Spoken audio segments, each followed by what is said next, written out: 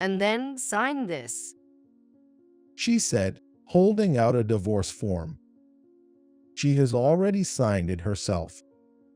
Laughing in a high-pitched voice, she added, Goodbye to a loser. I'll be demanding alimony. "Fine by me." You know, there's an inheritance meant for your father. Let's start the inheritance procedures first. My uncle advised, leaving me astonished. I never imagined my modest living father had such wealth. Really, how much are we talking about? I asked out of curiosity, only to be shocked by the staggering amount. Well, the assets are roughly around $200 million. My name is George Anderson, 42-year-old average office worker. I got married 5 years ago, around the time I was promoted to manager. Our office romance culminated in a wedding, celebrated by our colleagues. I spent all my savings on a grand ceremony. Still vividly remembering her radiant beauty and smile, she was the department's darling from the day she joined. Despite not being the best at her job and being somewhat clumsy, her ever-smiling and hard-working demeanor was charming. However, I never thought I'd stand a chance with her, merely admiring from afar. Working together on a project brought us closer, and after mustering the courage to confess my love, she blushed but nodded in agreement. We dated for several years after that, leading to my proposal when I got promoted. Really? I'm so happy.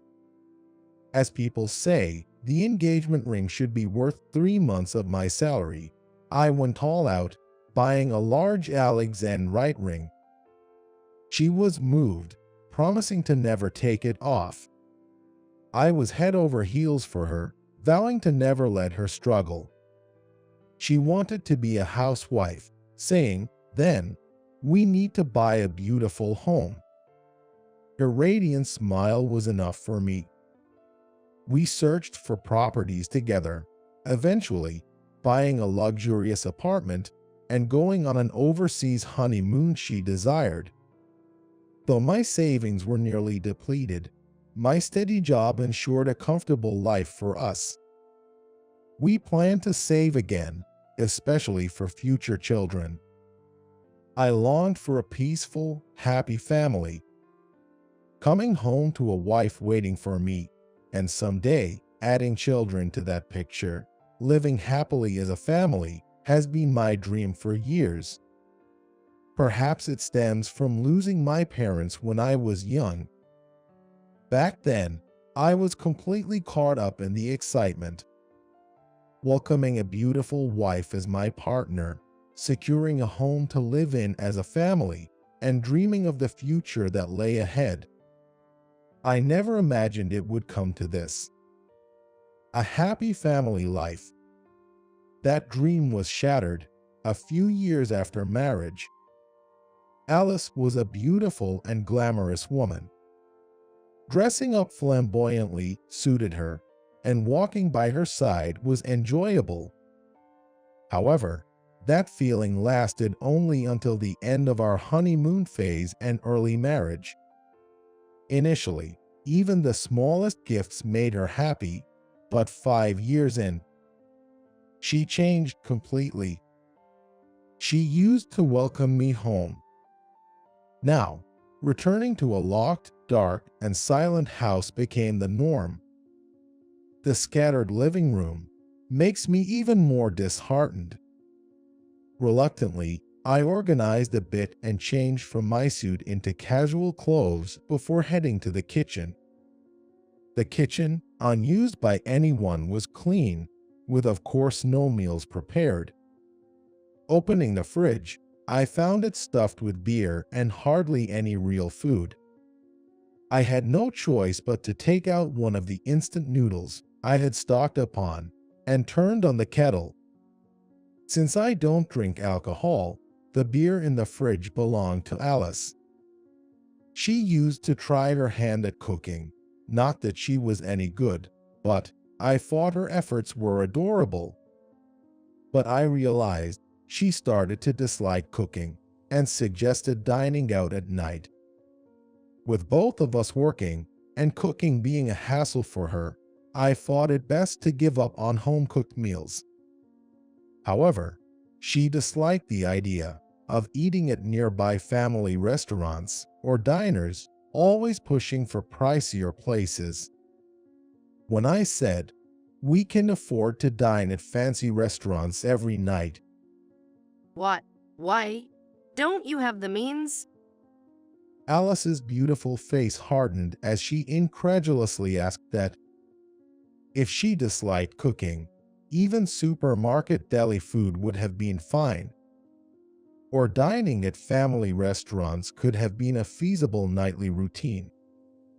Yet, she always demanded visits to upscale restaurants, places we'd go to celebrate special occasions, not daily dinners. I honestly didn't earn enough for that. Does this mean I lack the means? I thought I had enough to live a slightly luxurious life. But since getting married, her demands and spending only grew. She was probably out having fun again today. Disgusted by her absence past midnight, I tiredly went to bed. She returned just before I had to leave for work in the morning. Alice's late returns became a common occurrence. She'd leave the house, dressed extravagantly. When she returned just as I was about to leave for work, and brushed past me without a glance, saying, "Move, you're in the way," I couldn't say anything, just sighed and left the room. "I'm off." My quiet words were met with silence. Amid these days, I was shocked to find a billing statement for a card I didn't recognize. The bill was for several $1,000s. The card was likely opened in my name by Alice without my knowledge. Annoyed, I called the credit card company. Despite explaining it was unauthorized use, being married meant the charge couldn't be reduced. All I could do was stop the card's use. The detailed charges showed significant amounts spent at the same store. Fearing the worst, I hired a lawyer and detective to investigate. Then, it was revealed that she had been spending her nights at nightclubs, lavishing money on her favorite dancer. The realization that the money I worked for to support her lifestyle was being squandered on another man was shocking. I couldn't overlook this and took some paid leave to wait for Alice to come home.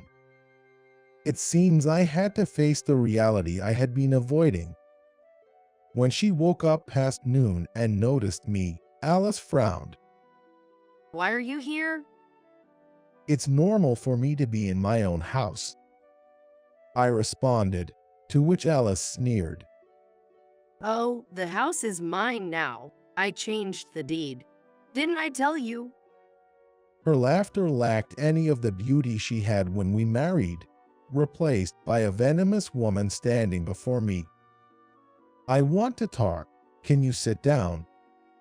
Now you want to talk? Well, I guess I can listen. she said, sitting across from me reluctantly. "You opened cards in my name without telling me. How much did you spend?" I don't remember. I threw them away once they were blocked. Alice said, as if discarding trash. "About the club visits." Oh, you finally noticed. I've been going since I was working. What? What do you mean?" She seemed amused by my confusion. So about Kevin. Oh, he's a dancer. He became one on his own, which annoyed me, so I started dating you. I was speechless at her revelation. I thought you were boring, but you were a good spender. I thought that was okay. She continued, eventually speaking fondly of another man But Kevin came back to me. He's aiming for the top spot as a dancer, and his salary is incredible. She continued, talking about a man I didn't know, as if she was a love-struck girl. What was I supposed to think? So I thought I'd help him reach the top. That requires money, right? So it can't be helped. Don't tell me you sold this house too. Of course not. I'm planning to live here with Kevin soon. What on earth was she talking about? I became so confused as she spoke with disdain. So, could you leave now? What? What are you talking about?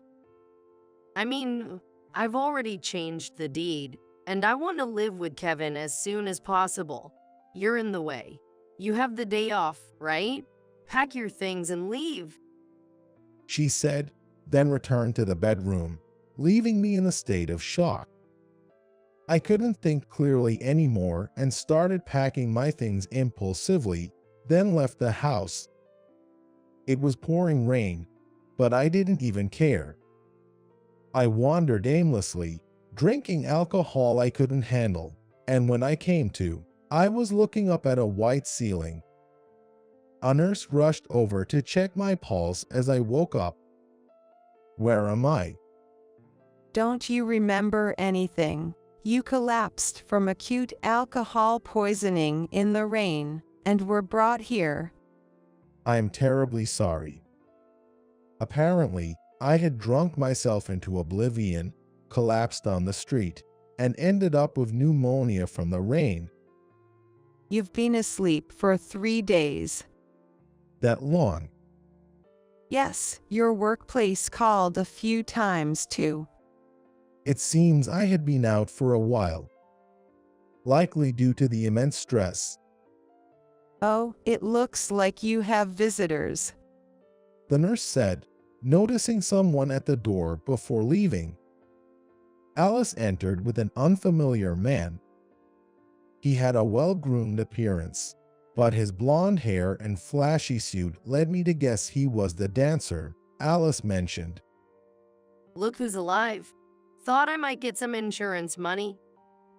She said upon seeing me, sending chills down my spine. How much insurance had she taken out on me? Oh, I threw away all the stuff you left in the room. I see. My room was simple, and I didn't have many possessions to begin with. The things I took with me were enough. And then sign this. She said, pulling out a divorce form. She had already completed her signature. Laughing in a high-pitched voice, she said, Goodbye to a useless loser. I'll be demanding alimony. Fine. I, no longer having the energy to argue, obediently filled out the divorce form, signed it, and handed it back to her. She happily took the documents and left with her lover. At that point, I didn't care anymore. I collapsed onto the bed and fell asleep. In the days following, 2 unexpected visitors came to see me. One was a police officer, asking if I remembered being pushed by anyone, but I couldn't recall anything. The officer looked puzzled. What was that about? The second was a well-dressed middle-aged man. I didn't know who he was, but he was oddly interested in my past. However, even if asked, I didn't have much of a past to speak of. I lost my parents in an accident when I was young and grew up in foster care without any relatives. The foster homes were often dreadful places, and I have few good memories from them. After graduating high school, I left the foster system, took a gap year to save money, and then went to college. As I recounted my past, the men began to tear up. Excuse me, but who are you? I apologize for not introducing myself sooner. I'm John Smith, your father's brother. In other words, your uncle. What? I had never heard about having relatives. Well, it's possible I was too young to remember, but I had always thought I had no relatives since no one came for me. Your parents, they eloped and got married against the wishes of the family. Back then, your grandfather, my father, was furious. It seems they were truly disowned, even removing my father from the family registry. However, as time passed and my grandfather's anger subsided, he received a letter and a photo from my father, saying, "You have a grandson," and he started looking for my parents in hopes of reconciliation. But by that time, the news of my parents' death had reached him. My grandfather was so shocked that he fell ill. Since then, he had been using private detectives to find out how my parents lived and where their grandson had gone. However, my parents had already been memorialized as having no relatives, and it was unknown to which facility I had been sent. You used a detective agency before, right? That's under our control. When your name came up, I had them check, thinking it couldn't be a coincidence. So, you really are my uncle? Yes, that's right. You've been through a lot. From now on, we'll be here to support you. He said with a kind voice, making me want to cry. Maybe it's because I've been alone for so long during hard times. It was the first time someone told me it was okay to feel at ease. Afterward, I shared everything with my uncle. From my marriage to Alice and its betrayal to the current state of affairs. How I was betrayed from the time we were dating, treated purely as a cash cow, and how I ended up losing the apartment I worked hard to buy and drowning in debt. My uncle then patted my head, saying, "You've done well." His hand felt so warm, and I found myself crying. We'll take care of your divorce too, but as much as it's her fault, she's really out of luck. What do you mean? You see, there's an inheritance meant for your father that's now yours. Let's begin the inheritance proceedings. I was surprised by his words.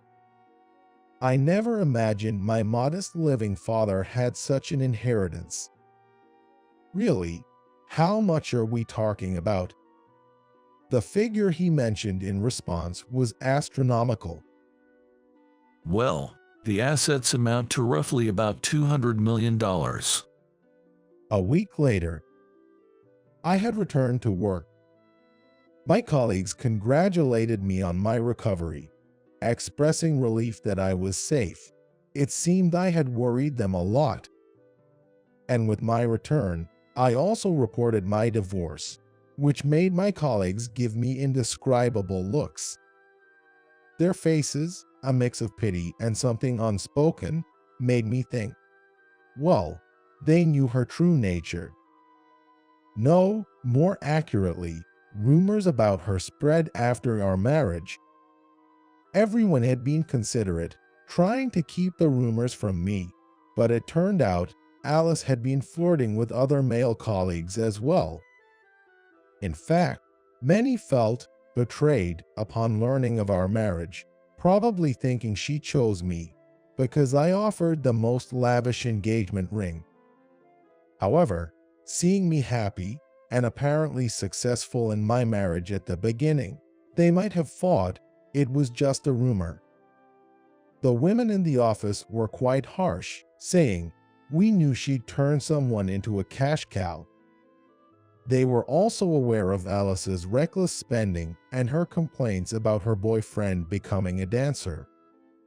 At the time, I was too enamored and about to get married, so they chose to remain silent. However, there seemed to be a sense of guilt towards me, having gone through such a messy divorce. It was my naivety. No one else is to blame. In the end, I got to meet relatives I thought I didn't have, I said with a smile. The atmosphere in the office lightened, and I felt happy to be working here again.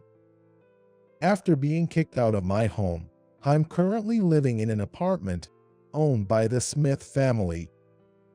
I offered to pay rent for the quite nice apartment I was staying in, but was told, Originally, this was part of the inheritance meant for your father.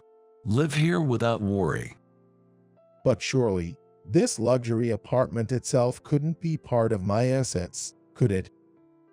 With the mentioned estimate of $200 million, I was just trying to return to some semblance of normalcy amidst these surreal events.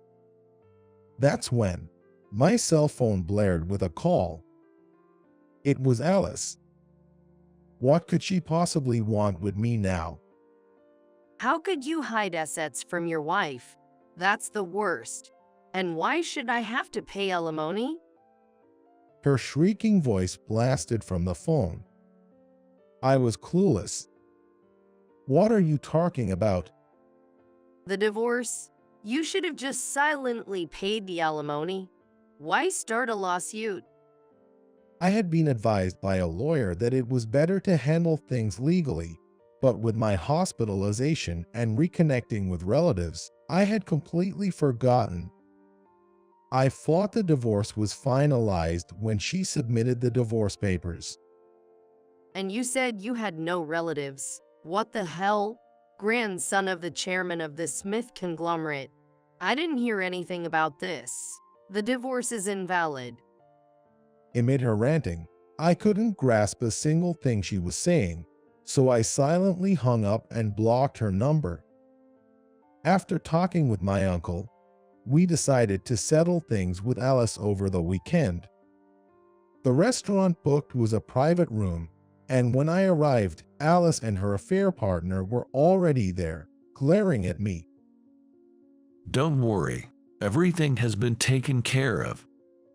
My uncle reassured me, patting my shoulder before we sat down opposite them to start the discussion. But what was there to discuss? We were already divorced, and I had given up everything. So, I did as you wished, divorced and gave up the house. What are you unsatisfied about? Everything. How could someone from the Smith family live so modestly? You were hiding money from me. What are you talking about? I reconnected with my uncle after our divorce. But it seemed she wasn't listening to a word I said. And not paying alimony? What's with suing me in civil court and me having to pay you? I glanced sideways to see my uncle smiling subtly. It appeared my family was handling things. And about the cards, you made them in your name. Why should I have to pay? No, you made them and used them yourself. But they're in your name, so you should pay. She demanded. My uncle calmly addressed her. Regarding that, the cards were not made by George. They were legally obtained, even if you were married. What? But we shared property, so it's fine. Then, you also have a responsibility to pay. My uncle continued, still smiling. Her affair partner said, Come on, you're rich. Just pay up since you're letting her go. That should settle it, right? with a sleazy grin, interjected. Clearly, such words shouldn't come from her affair partner. So let's not bother with court and just pay up, right? It's all troublesome for you two, isn't it? His one-sided proposal was giving me a headache. However, my uncle's calm words drastically changed the man's demeanor. Well, in that case, let's also address the credit card fraud and marriage scam in criminal court. What? Are you nuts?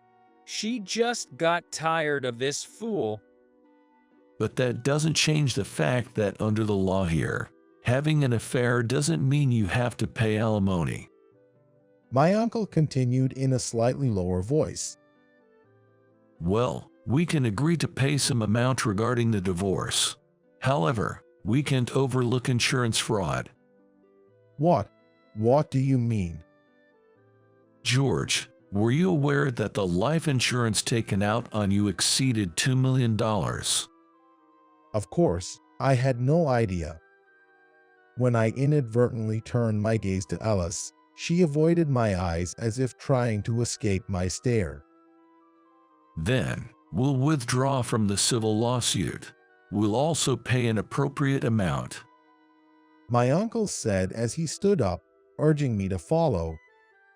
As I got up and headed towards the exit, Seems like if we investigate your past, we'll uncover plenty of dirt. We'll be filing this as a criminal case, so be prepared.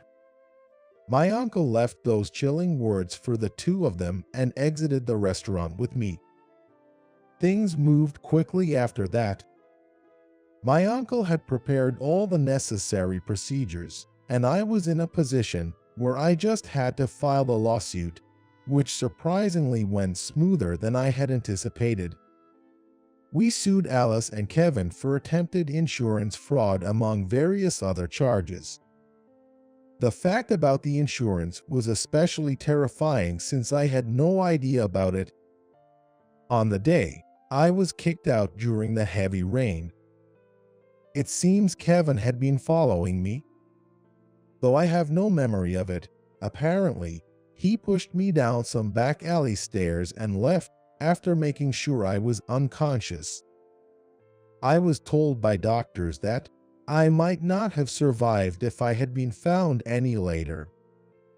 The early call to the ambulance was thanks to a detective from the Smith family who had been keeping an eye on me. The evidence gathered by the detective included clear proof of Alice's infidelity and an investigation into Kevin's conduct. The documents collected by the Smith family to investigate me contained various proofs, such as Alice's collusion with a judicial scrivener to take over the house rights and their plans for insurance fraud, making it likely that they would be sentenced to actual prison time. Thus, my years of romance and marriage ended disastrously. In a grand single-story American house with a magnificent gate, I was able to meet my grandfather lying in bed. Jake Smith, a well-known investor, was my grandfather, which was hard to believe. Upon seeing me, my grandfather smiled warmly and nostalgically. Sorry for my appearance. Come closer. Let me have a good look at you, He said, and I sit down on the chair next to his bed. I owe your parents an apology. If I had allowed their marriage, they might not have left us so soon, he said with a voice full of regret and sadness, making me realize how much my father was loved. Yes, but my parents looked happy, and I'm really happy to have met you, grandfather. Is that so? Is that so? My grandfather nodded several times, trying to hold back tears, and firmly grasped my hand. I made it in time this time. Thank you for being alive. His words made me aware of how much he had mourned my parents' accident, and tears fell from my eyes too. Yes, I am grateful to my parents for giving birth to me, and to you, grandfather and uncle. My words made my grandfather and my uncle, he was standing by the bed, look at me. Thank you for finding me. Thinking I was alone in the world and rushing into marriage in search of a family, I ended up failing, but now I have found my real family. There couldn't be anything happier than this.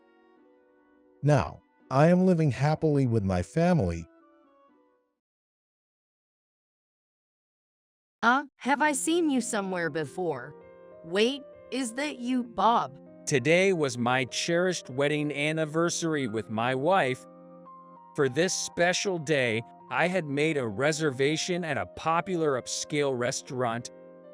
The person who showed up was the very woman who once cheated on me with a wealthy guy and dumped me without a second thought. Referring to her as my ex-girlfriend almost felt distasteful, By the way, are you still broke? said my condescending ex and her new boyfriend. You see, he's going to be the next CEO of KK Holdings. Compared to him, you're so pathetic. Just as I was getting agitated by their ignorant comments, What's wrong, Bob? I heard the sweet voice of my dear wife. Thanks to you breaking up with Bob, I was able to marry the best man with both status and honor. I truly appreciate it. And in just 9.9 seconds, my ex's life began to crumble. My name is Bob Smith, 27 years old, married and blessed with understanding in-laws and a fulfilling job. We don't have kids yet, but we're living happily together. Today, to celebrate our wedding anniversary, we had made a reservation at an upscale restaurant. This place is so renowned that even getting a reservation requires a 6-month wait. It's so prestigious that it's often used for weddings.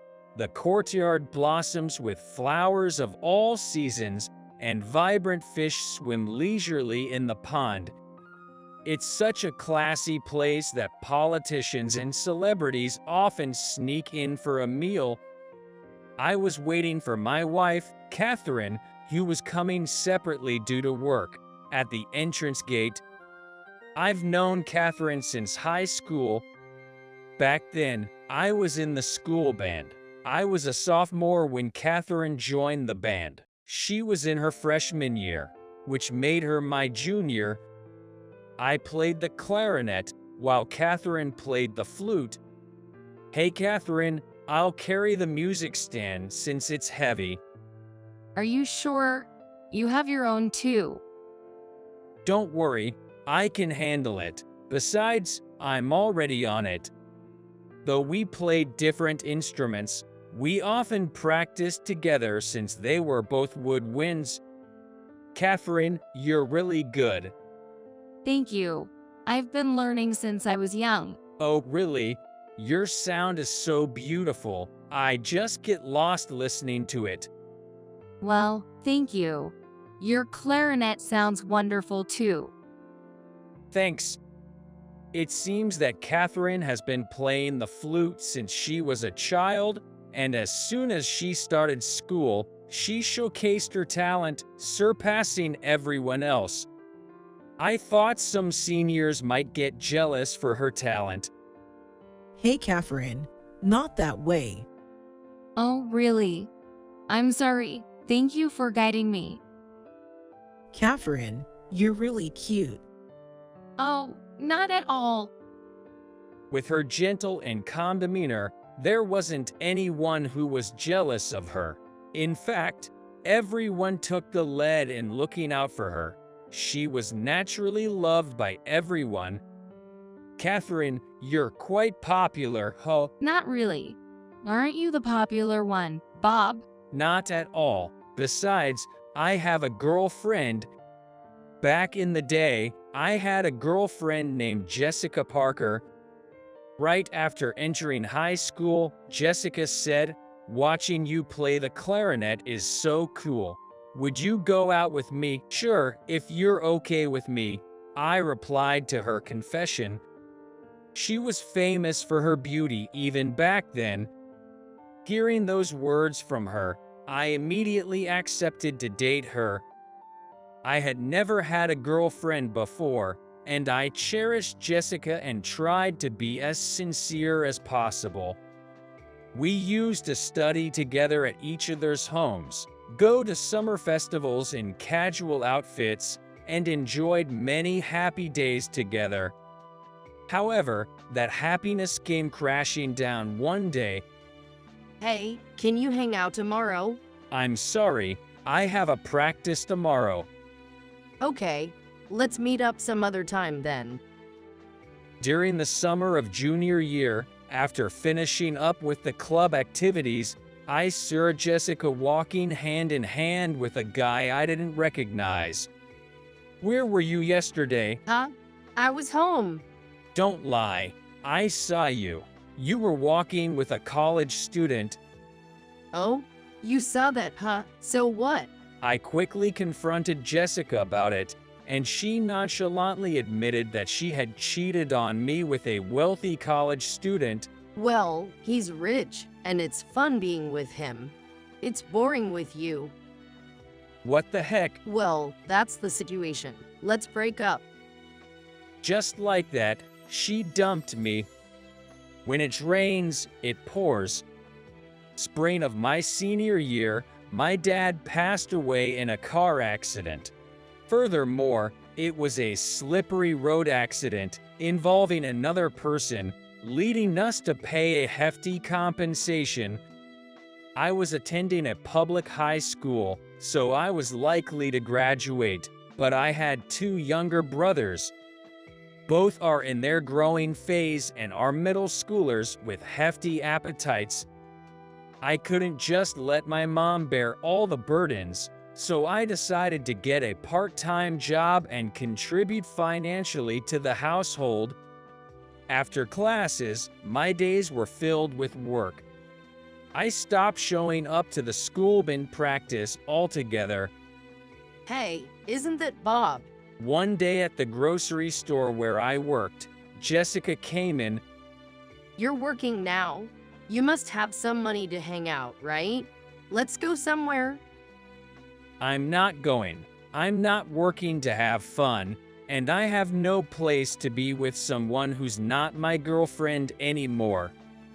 Come on, it's fine. If you're not working for fun, then why? It's none of your business. Just tell me. Enough, I need it to live. I have to work to eat. When I explained my situation to Jessica, who was pestering me during my shift, her previously playful demeanor changed instantly to roaring laughter. Oh my gosh, seriously, you're so broke. That's hilarious. I was deeply angered by Jessica's mocking laughter. Just leave it. We broke up, remember? Right. I made the right choice breaking up with a broke guy. See ya, poor guy. And with that, she left. In addition to my anger, I was deeply hurt by the series of misfortunes and the prospect of repaying the debt for a long time. That's when Catherine came to my rescue. Catherine, who would frequently visit my workplace, would always ask, "Mike, please perform at the concert." It's just not possible. Why? If I don't work, my younger brothers won't have enough to eat. I opened up about my circumstances to her since she often visited me. And on that note, I turned down the opportunity to perform at the concert. In that case, I'll take up a part-time job in your place. So, please participate in the performance. Why would you go to such lengths? Isn't the upcoming performance your last one? Everyone wants to perform with you. So, please participate. Everyone is waiting for you. She wasn't the usual gentle girl who everyone fussed over, but strong and captivating. Are you okay? Oh, yay, it's nothing. Actually, I had fallen for her. Bob, why not reduce your work hours a bit? Encouraged by the words from the store owner, I discussed it with my mom. Mom, I really want to be part of the final performance. Can I cut back on my work hours? Feeling guilty, I put forth my request, but she nodded with a smile. You are always doing your best. Of course, you can go for your last performance. We'll save more. Don't worry about us, Bob. As long as we have rice, we're good. Supported by my brothers, I managed to perform at the final concert. The performance was a huge success. Here's a token of our appreciation. I received a bouquet from my juniors on stage. Upon closer inspection, the bouquet was made of vegetables like broccoli and green onions. Overwhelmed, I shouted, "You guys are the best," to everyone. Soon, I found myself crying and laughing, swarmed by everyone.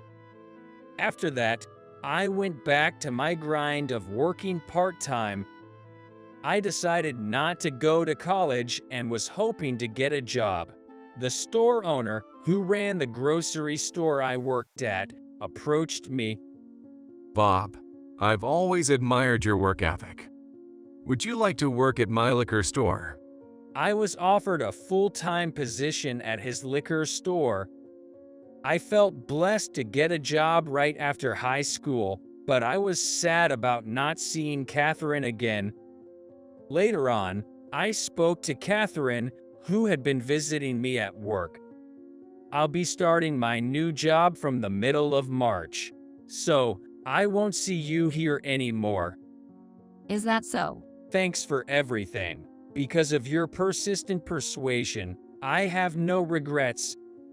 As I spoke, Catherine looked down, then gazed at me with determination. Please don't say thanks for everything. I don't want to lose you. What do you mean? I like you. It means a lot, but I'm just a high school grad. I want the best for you, so we can't be together. I didn't fall for you because of your title. I love the kindness in your character. You always speak gently, help when someone's in need, take the lead in things most people avoid, and I've come to love how sincere you are. I just did what was obvious. I love that you can do what's obvious so naturally. Those straightforward words, they got to me, and we ended up dating.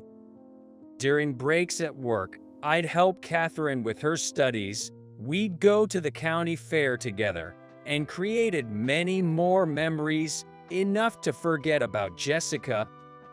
Don't you get bored being with me, Catherine? Not at all. Just being with Bob makes me happy. Really? You're not forcing yourself? Come on, I'm being honest. I'm head over heels for you, Bob. After that, with some twists and turns, we got married when I was 25. Not only family members, but also friends from our school band were invited to the wedding. Bob, if you make Catherine cry, you have us to deal with. I got it. And today marks our second wedding anniversary. Oh, Thompson. Lost in thought about those days, a couple approached. I recognized the woman after a closer look. Then, it hit me.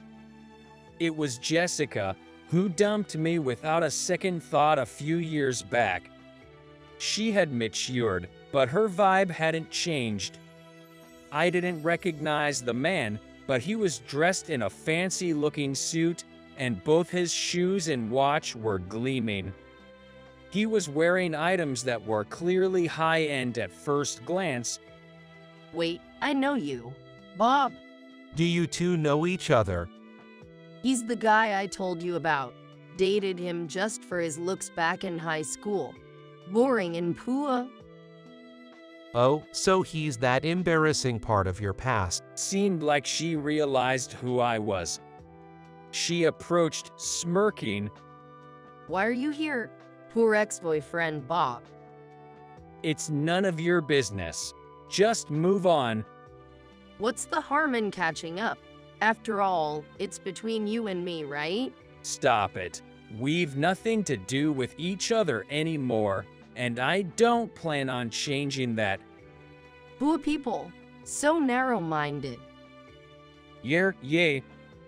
I tried to brush off the increasingly irritable Jessica. So, are you still broke? How many times do I have to say, it's none of your business? You must be. My boyfriend here is nothing like you. And then Jessica pointed to the man next to her, who was also grinning from ear to ear. He's Thompson, my current boyfriend. Oh, okay. He's the next CEO of KK Holdings. You'd, on the other hand, still seem as broke and pitiful as ever. Saying this, Jessica and her boyfriend burst out laughing. KK Holdings' next CEO, it seems Jessica is clueless. I looked at the two of them with a detached gaze. Are you still working part-time at that liquor store? Or maybe doing some construction work? What's it to you? What I do has nothing to do with you. And what's wrong with working at a liquor store or doing construction work? Nothing really. But still being unable to afford even a single branded item at your age. That's so out of touch. I'm glad I broke up with you. Totally. Check out this watch. Oh, too flashy for a broke guy like you. The difference between your cheap suit and mine is like night and day. This is so trivial. I checked the time, ignoring the two of them. Why are you even here at this upscale restaurant? Planning on dining? Can you even afford it? This isn't just any restaurant. Maybe it's too upscale for someone broke like you. Right. Don't tell me you're planning to dine and dash. Don't do something so tacky. God, this is why I can't stand broke people. Being with you is like a bad memory from my past. Jessica continued to hurl insults while Thompson gave me condescending looks. I was getting irritated. Would you just shut up? Of course, I can pay. I've had reservations here for over 6 months. What? Why? You being here tarnishes the reputation of this place. Just leave. Just as Jessica was about to shove me, Bob, what's wrong? I heard the voice of my beloved wife. Turning towards the voice, there was Catherine, approaching with 2 bodyguards. Dressed in a pristine white dress, Catherine had her hair neatly done and wore beautiful makeup. Her poised walk can only be described as truly magnificent. Walking beside her, the bodyguards looked every bit the part. Even through their suits, their well-toned physiques were evident. You'd likely be overwhelmed by the intense gaze coming from beneath their sunglasses. I'm sorry for the wait. Catherine intertwined her arm with mine, wearing her always beautiful smile. The two in front of us stared in shock. Isn't that the famous flutist, Catherine Morrison? Why is someone like her? Noticing the two of them, Catherine disentangled her arm. I'm Catherine, Bob's wife. Nice to meet you. With that, she looked at two of them. Her eyes were fixed on Jessica. I know because I've been next to her for so many years. Catherine realized that Jessica is her senior from the same school and that she's my ex-girlfriend. Have I seen you somewhere? On the other hand, Jessica looked puzzled, trying to remember where she had seen Catherine.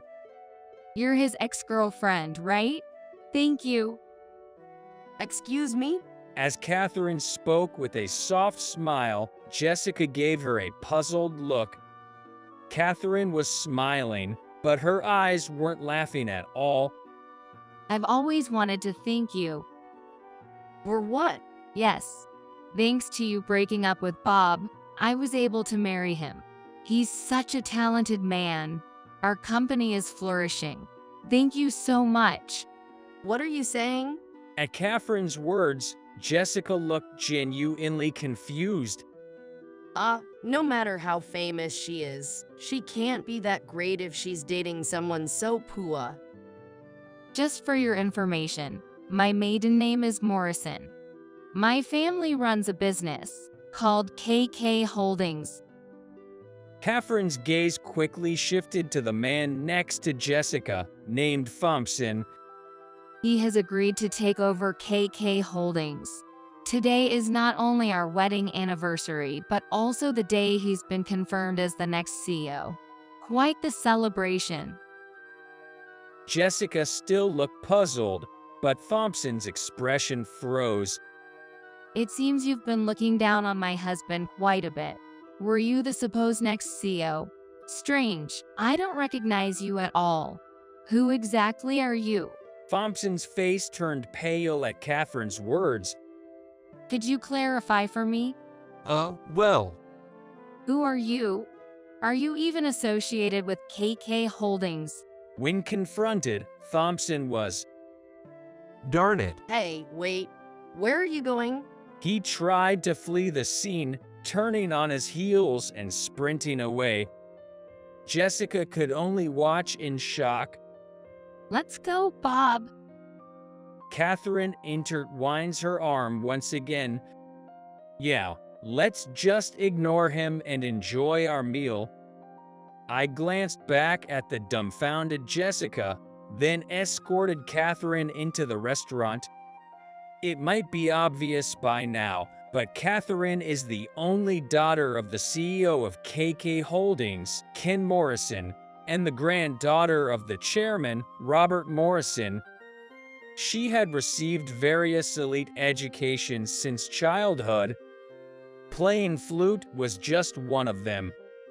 Thanks to my consistent kindness in high school, she apparently fell for me. I was so happy. Everyone was kind to me because I was a rich girl. But you were genuinely kind without any other motives. But back then, I was dating Jessica. At first, I thought of giving up. But when I heard rumors that you broke up with your ex-girlfriend, I thought I might have a chance. Right when she was about to give up, she found out that I had been dumped by Jessica, which motivated her to try again. I frequented the grocery store not just because I wanted you to attend the concert, but mainly because I wanted to see you. I wanted to be useful to you, hoping you'd notice me. Now, thanks to her efforts, Catherine and I are happily married. The calm demeanor she displayed in club activities was just her way of blending in. Acting that way made everyone treat me kindly. Honestly, I can be quite scheming. She refers to herself in a slightly shy manner. She had always said that her personality is a bit fierce by nature. And now I know, having been with her for so long, watching her laugh gently by my side, I realize she still possesses her original character too. Well, by now, that duality of hers is just endearing to me. A few days later, I got a call from the police. Apparently, a scammer using the name of the KK Holdings, which I was set to take over, had been arrested. The conman was Jessica's boyfriend, a man named Sean Thompson. Sean was a marriage scam artist working with a group and had apparently swindled many women out of their money. I knew that the name KK Holdings had been used by a scam group. Because of this, the company had been investigating, and by chance, the main perpetrator showed up. I immediately contacted the police, and that's how he got caught. Based on his testimony, every single member of that fraud group was arrested. They now have to pay compensation that might take them a lifetime to clear. As for Jessica, after going to college, Jessica seemed to be targeting wealthy and handsome men, switching from one to another. She had caused problems at times, perhaps stealing boyfriends from others, and many of her friends had given up on her. But Jessica was beautiful, and many men approached her, However, all her relationships were short-lived. Maybe once they got to know her true character, they fled. The only one she almost married was Sean Thompson. They had exchanged promises of marriage, she had received an engagement ring, and they even met each other's parents. All that was left was to decide on the venue. That's probably why she trusted Sean and lent him a large sum of money.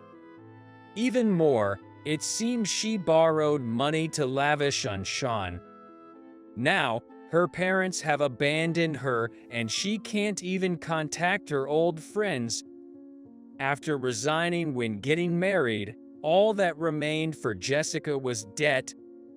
When she was resigning to get married, she kept bragging to everyone, "I'm marrying the next CEO of KK Holdings." Now, it seems she can't even return to the company. On the other hand, after graduating from high school, I worked diligently at the liquor store that hired me. The owner of that place not only ran a grocery store and liquor store, but he was a businessman who had diversified into various fields and was also a subsidiary of KK Holdings. You're Bob Smith that he's been talking about, right? I've heard from him that you're very diligent and talented. If you're up for it, would you like to work with us? I had been on good terms with Catherine's father, and my name had come up a few times when they had dinner together. Apparently, he'd heard good things about me. Because of my hard work, I was headhunted by KK Holdings.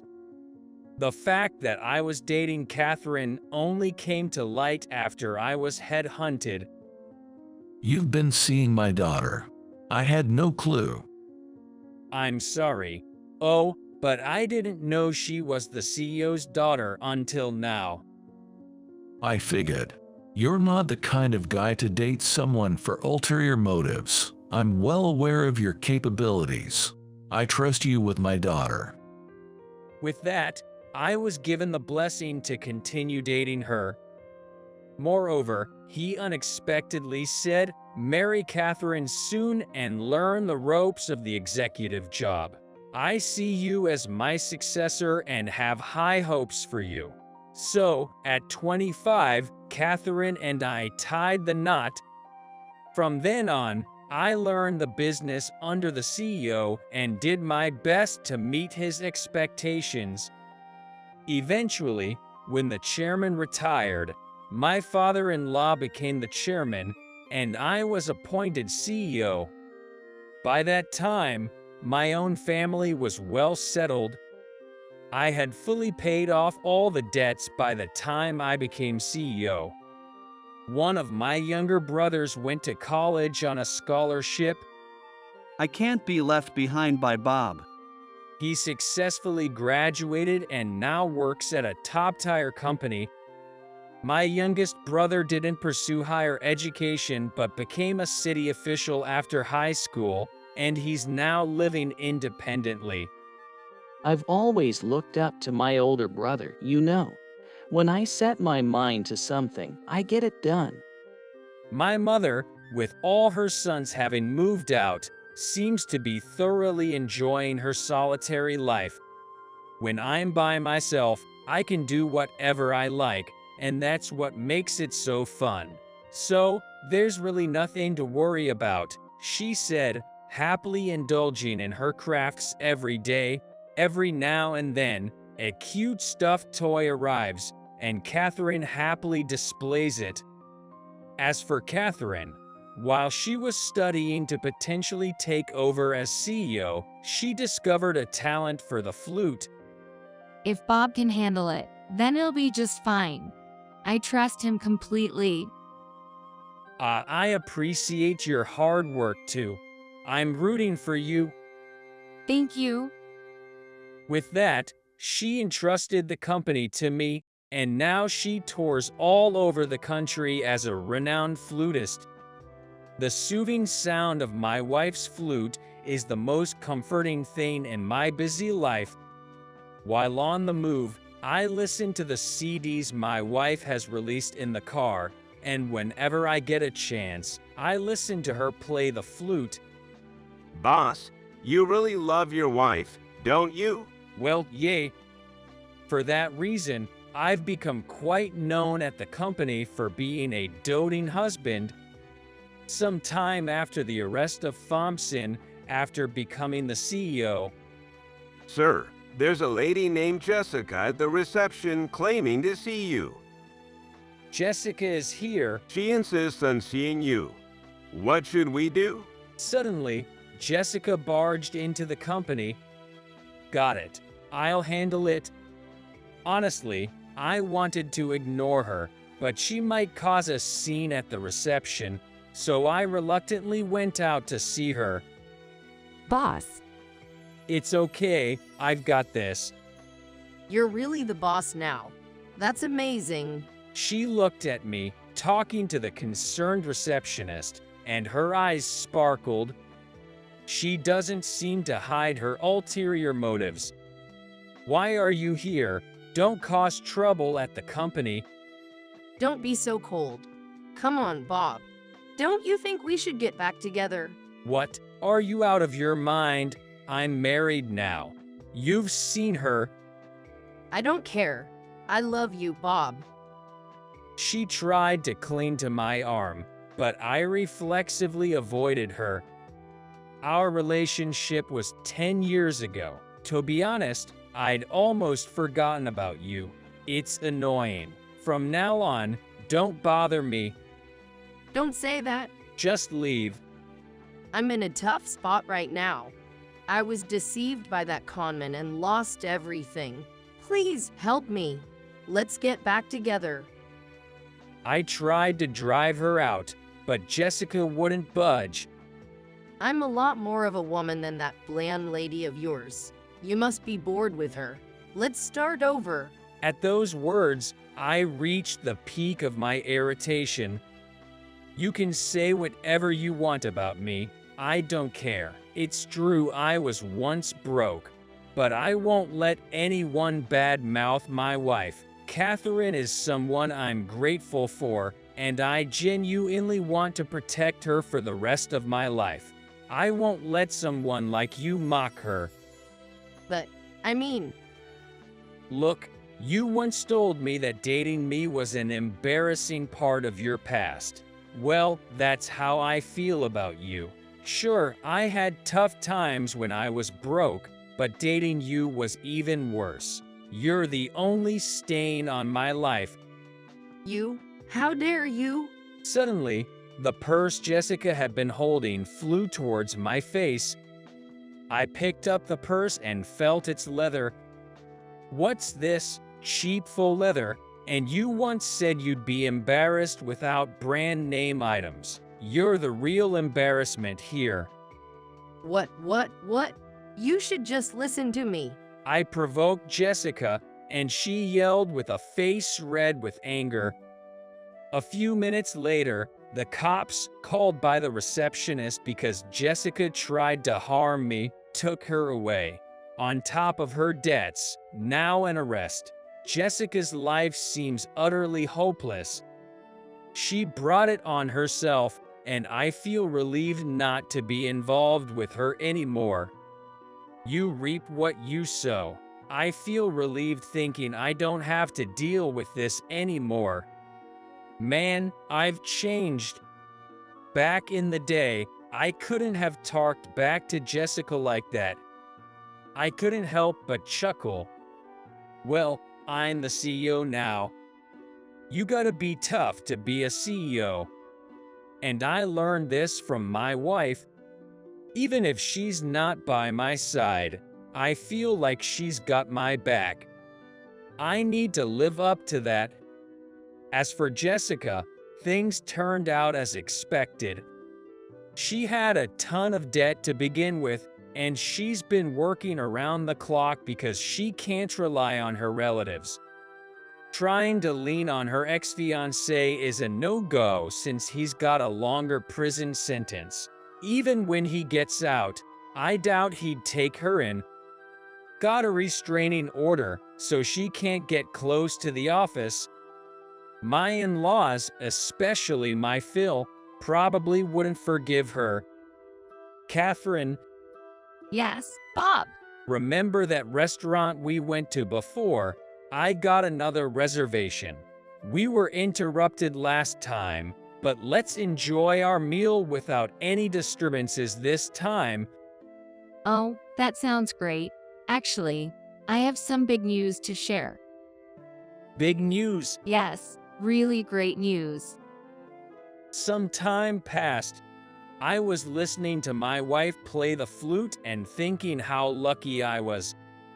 After finishing her song, Catherine sat down next to me. Every now and then, I'd love to hear your clarinet. Laughing, I happily agreed, got up, and started to play. The song was from a famous animated movie, popular as a lullaby.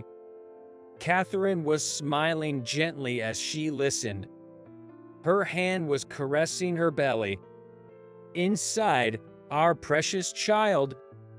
Both my in-laws and my family are looking forward to what's coming.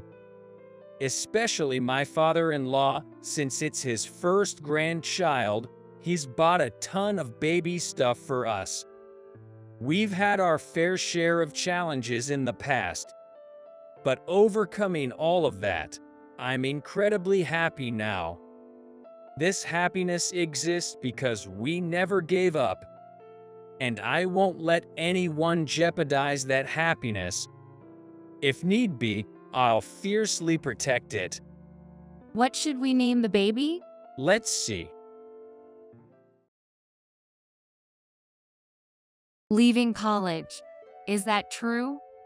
She asked with a surprised expression. I lowered my gaze in response. Yo. After replying like that, I raised my head to look at her. She had a furrowed brow, and her expression alone made it clear that she was angry. Well, then, we're parting ways. She said, turning her face away from me with a dismissive attitude. We never really matched well, you and I. This is a perfect opportunity for us. She paused for a moment and took a deep breath. Then she said, Let's break up. Without even looking at my face, she left in a hurry, her voice trembling as she turned away. Maybe she was crying, but I chose to pretend I didn't notice. I met her 6 years ago when we were about to break up. I was still a 9th grader in high school. Oh, it's a nice piece of land. A man in an expensive suit said as he arrived at my house. He handed a business card to me and my grandfather. The man's name was Max Johnson, with the title of CEO of the Johnson Group on his card. It seemed like this man was quite important. Johnson had come to see the cabbage field in my backyard. My grandfather was dealing with him, with a troubled expression. Well, it's a piece of land with nothing special except for its size, and we only grow cabbages here. No, that size is important to me. I'd like to purchase it at double the market price, of course. Well, it's been passed down through generations, you see. I heard there's nowhere now. I believe your son and daughter-in-law had an unfortunate accident. Right. To maintain this field in the future might be difficult for you in your old age, isn't it? Well, give me some time to think about it. While listening to their conversation, I played in the field by myself. In an empty spot where nothing was cultivated, I swung a hoe, pretending to do farm work. As I did that, I heard laughter from behind. The laughter clearly sounded mocking, which irritated me. Hey, who just laughed? Sorry. I couldn't help but find it funny that someone as skinny as you is trying to act tall tough with a hoe. Apologizing without any real remorse. The girl who appeared in front of me was about the same age as me. She had pigtails tied with a red ribbon and was wearing a white dress. While she dressed neatly, what stood out to me was her plump figure. And what about you? Dressing like that with a chubby body isn't much better, I retorted. In response, she blushed deeply. How rude. What's your name? I'm Arik Hall. And you? I'm Sarah Johnson. I'm going to buy this land from your family for a high price, so you better change that arrogant attitude of yours. It seemed that she was Johnson's daughter, negotiating with my grandfather.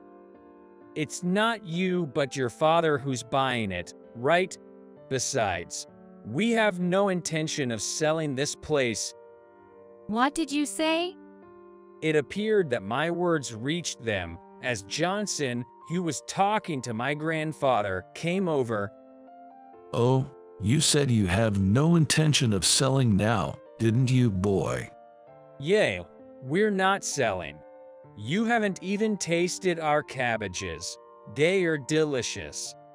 Hey, Arik, you shouldn't be disrespectful to the customer. But this is a field that has been passed down through generations. If my dad is gone and there's no heir, then I'll inherit here. He was taken aback for a moment and then burst into laughter. That's interesting. If you're willing to go that far, I'll refrain from buying this land. As Johnson said this, with a smile, I was left astonished, and he made a surprising proposal. Why don't we become sponsor? If you accept that, your cabbages will sell even better, and you'll be able to continue running the business. Some of the profits will go to the Johnson family, but in return, we'll fully support you. How about it? It's not a bad deal, right? I was still only 15 years old and didn't fully understand the complexities of adult discussions, but I did grasp that things would get better than they are now. Despite that, for some reason, my grandfather looked at me with an apologetic expression. Are you really okay with this? With what? I'm happy that you want to inherit this, but don't you want to do what you really want? You don't have to be tied down to this field. I gently took my grandfather's hand and smiled. Grandpa, this is exactly what I want to do. As I passionately conveyed my feelings, it seemed to get through to my grandfather, who finally smiled happily. If you say so, then I'll have to keep working hard. And so, we were able to overcome this crisis. As the conversation came to an end, when Johnson and Sarah were about to leave, I tried to give them something. Take this with you. What is it? It was a bag filled with several heads of cabbage. Is it just cabbages? Don't you have a better gift? Sarah complained immediately. We're cabbage farmers. We don't have anything else. I don't need these leaves. Just try eating them. Cabbages are good for dieting, you know. At the mention of the word diet, Sarah's eyebrows twitched, but reluctantly, she reached out for the bag. If you're going to insist like that, I guess I can help it. I'll take it since you're so persistent. I wasn't really being persistent. Shut up. Despite her complaints, Sarah took the bag of cabbages. Thank you, boy. Next time, we'll come for an inspection. Johnson said so before they finally left. That was my first encounter with her, Sarah Johnson. 2 months later, I've come for an inspection. A girl I didn't recognize said as she approached while my grandfather and I were working in the field. She had a ponytail and was wearing a black t-shirt with denim pants. Who are you? I asked, confused. In response, she showed an angry expression.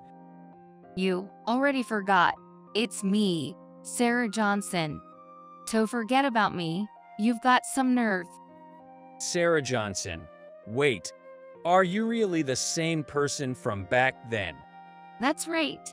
Why are you so surprised? Because the Sarah Johnson I knew had a slightly fuller figure and dressed in a more princess-like manner than the girl in front of me now. The Sarah standing before me had a slender figure and was dressed more casually. It was a complete change in appearance, and I couldn't hide my surprise. Seeing my astonished expression, she smirked and said, Oh, could it be you're admiring me? While her appearance had changed, it seemed her haughty personality remained the same. I was still convinced that she was indeed Sarah. However, I couldn't entirely deny the words admiring her, and I found myself at a loss for words. Feeling somewhat frustrated, I averted my gaze from Sarah. Well, if you start talking, it might disappoint me though. I was embarrassed and saying something I didn't mean. What did you say? Forget it. I was going to give you thanks though. I didn't miss the soft-spoken words that followed her complaint. Give me thanks. What is it? When I asked, she probably didn't think I could hear. Sarah blushed and looked embarrassed. Well. I couldn't help but be captivated by the sight of Sarah struggling to respond. As she was hesitating, a large hand gently rested on her head. It's all thanks to your cabbages. She used to dislike vegetables, but thanks to this cabbage, she started eating other vegetables too. And Sarah's health has improved. Thank you. It was Sarah's father, Johnson, who said this. I was planning to visit for the inspection today alone, but Sarah insisted on helping in return as a thank you. Would it be all right to let her assist? With a kind smile, Johnson spoke these words, causing Sarah's face to turn even redder. Damn, Dad, why did you say that? Their interaction was heartwarming, and I couldn't help but chuckle. That's why she dressed comfortably. She has her cute side too. Thinking such things, I said, of course, that's fine, and allowed Sarah to join me in the field. Everything was going well up to this point, but it's so heavy. I can't carry it anymore. Oh no. Oh worm. Oh my God. Mud on my face. Sarah was still a proper heiress. Despite trying to help, she ended up causing more trouble than assistance. What are you even here for? What? Like I said, I came to help. You haven't been helpful at all since earlier. We don't need your help anymore, so just go home. When I said that, Sarah hung her head low. Seeing her like that made me realize, oh no, did I go too far? As I was thinking that, suddenly she raised her head abruptly. What? Got something to say? I retorted reflexively, but there was no anger on her face. In fact, she looked rather sad. What? Surprised, I watched as Sarah averted her gaze from me and ran away from the scene. As she left, she quietly muttered, "I'm sorry." Watching this, my grandfather and Johnson couldn't help but smile wryly. Oh dear. You shouldn't make a girl cry. A guy with a bad mouth won't be popular, boy.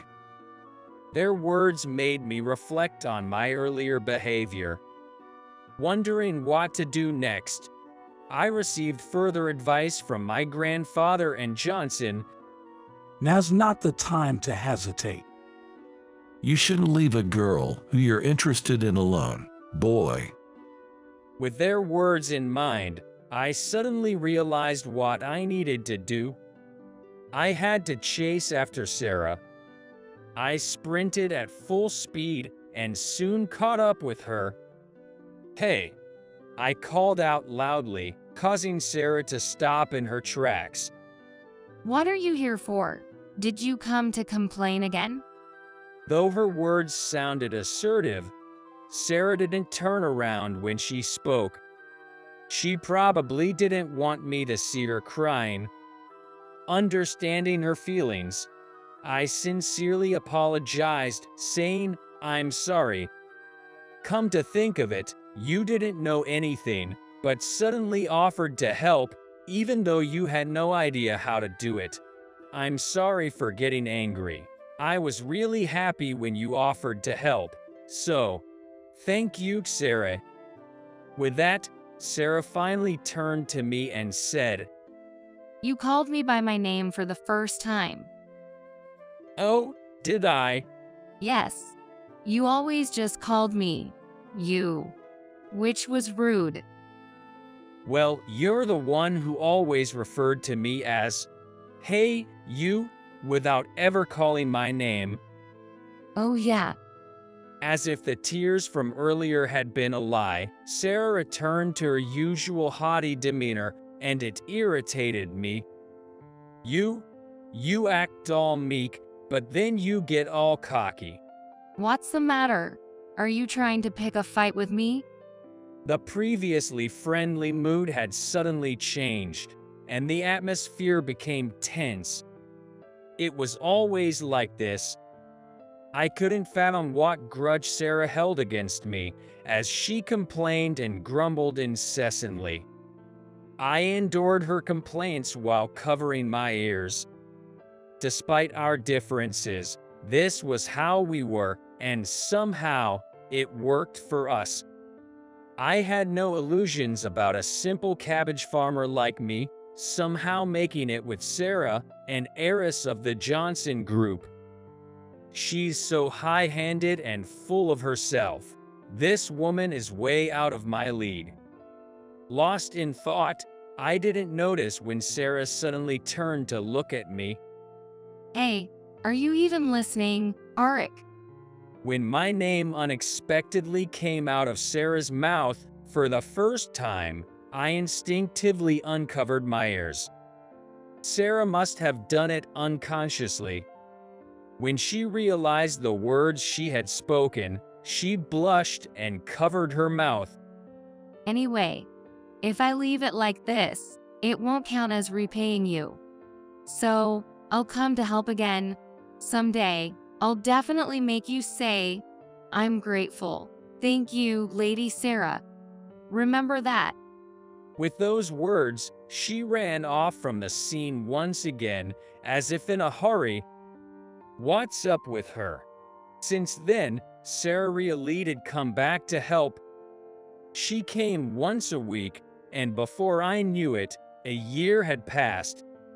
During that time, Sarah had completely taken on the appearance of a farm girl. Her once fair skin was tanned, her beautiful nails were caked with dirt, and her long hair had been cut short because it was getting in the way. She no longer looked like a typical heiress, but her occasional smiles, bathed in the sunlight, always captured my heart. What are you looking at? Well, I just thought you're cute. What? Oh no. Perhaps because she had captured my heart, I inadvertently answered honestly. I was afraid that Sarah would make fun of me. As I thought about what to say to Sarah, she blushed and looked embarrassed. Then she said, Well, if you say it like that, I guess I could be your girlfriend. What are you? I tried to ask her what she meant, but she deliberately looked at her watch. Oh, it's getting late. I have to go home soon. See you later, Arik. She smiled gently while calling me by my name, leaving me stunned in place. Seizing that opportunity, Sarah quietly left the scene. Just as she left, Grandpa arrived holding a water bottle as if to replace her. Hey, has she already gone home? I brought some juice. Arik, your face is all red. Arik. I couldn't respond to Grandpa's calls and was frozen in place. And so, by some twist of fate, we ended up dating. But surprisingly, our relationship with Sarah was enjoyable. You know. You too. We had our fair share of arguments, but they say that the more you fight, the closer you are. Although we attended different high schools, we both applied to the same college, and we spent our college years together. However, just before graduation, the thing I had feared happened. Grandpa passed away. Granny had already passed away, and my parents died in an accident when I was young. That meant I had to live on my own. Are you really quitting college? Yo. Well, then, we're parting ways.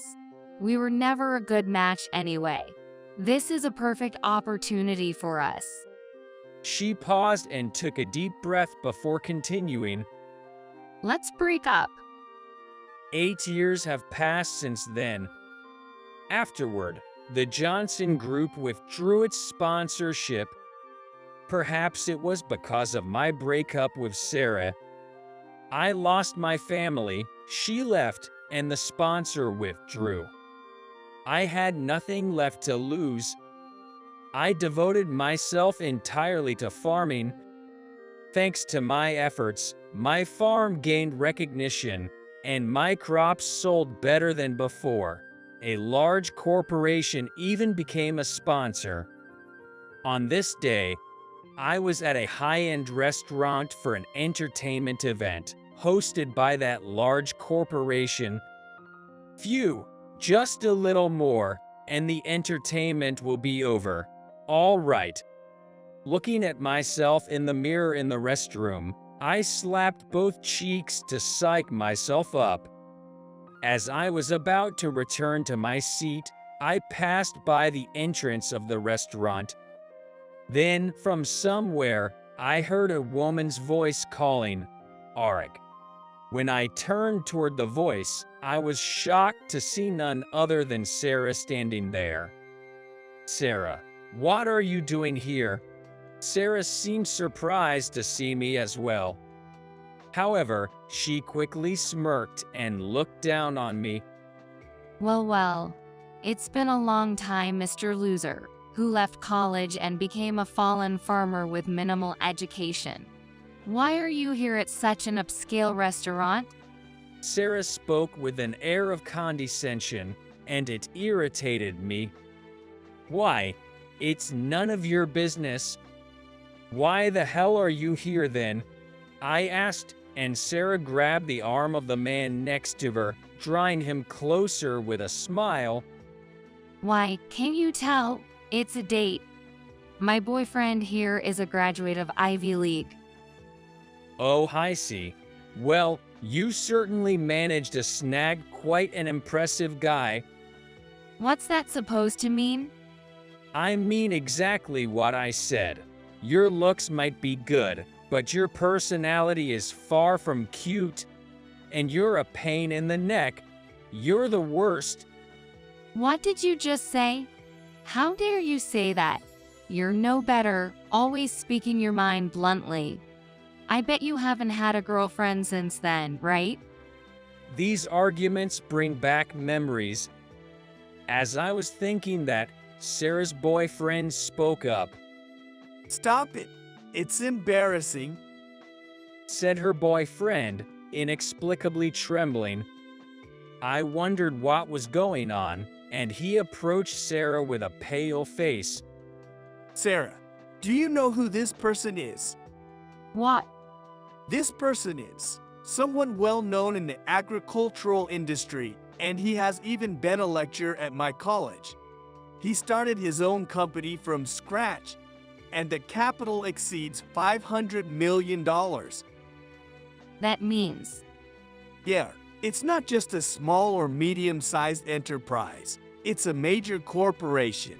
Furthermore, he's the president of that company. When her boyfriend, who knew my true identity, explained this to Sarah, she had a surprised expression. You're the president. Well, sort of. So, you've been working hard since then. For a moment, I felt like she was smiling, but her expression quickly turned into one of disdain. Well, it doesn't matter to me what you've become. Let's go, Sarah said as she pulled her boyfriend's hand. However, her boyfriend released Sarah's hand and returned to me. I'm sorry. Here, this is my business card. I took the business card, and the name read Kevin Wilson. The company name was Wilson Farm Corporation. Wilson, is that the agricultural venture company? Are you by any chance? Yes, that's right. My father is the owner, and I'm embarrassingly in a position with no particular responsibilities due to nepotism, but I hope to have a role in the future. I see. So, my contact information is written on the back of this business card. Could you please contact me later? I never expected to be asked something like this by Sarah's boyfriend, so I unintentionally let out a dumbfounded, "What?" Please be sure to contact me later. Goodbye. With those words, Kevin hurried back to Sarah. I found it strange, but decided to contact him later. Somehow, I ended up having lunch with Kevin at a cafe on the other day. Why do I have to have lunch with my ex-girlfriend's boyfriend? Despite her annoying attitude, she was still my ex-girlfriend after all. I really don't feel like it, I muttered to myself as I headed to the designated cafe. Kevin noticed me and waved his hand. As I approached, to my surprise, Sarah was also there. So, Kevin, I thought it was just the two of us. What's going on? Kevin, wasn't today supposed to be a date? While we were surprised, Kevin gestured for me to sit down. Then he started to say, I'm sorry. After seeing the two of you the other day, I thought I had to do this to get the two of you to meet. What do you mean? I asked, and Kevin looked me straight in the eyes. It was you all along. The person Sarah has had feelings for all these years. Wait, what are you saying, Kevin? He and I are just old acquaintances. Flustered, Sarah desperately tried to explain. Well, it's true that someone like me being her ex-boyfriend is something she wouldn't want to be known. Thinking that, I tried to tell Kevin that there was nothing between Sarah and me. At that moment, with a troubled smile, Kevin said to Sarah, You don't have to pretend to dislike him so much anymore. It's not like that. Sarah, bewildered, listened to Kevin's gentle words. Sarah, you mentioned this during our arranged meeting, right? You said, I am sorry. I have feelings for someone else. He's a really annoying guy. But he's someone very dear to me. The person who changed me. I've liked him for a long time. I'm sure I'll never fall for you. Is that okay? Kevin continued his explanation. I was drawn to your honesty, so I wanted to be with you.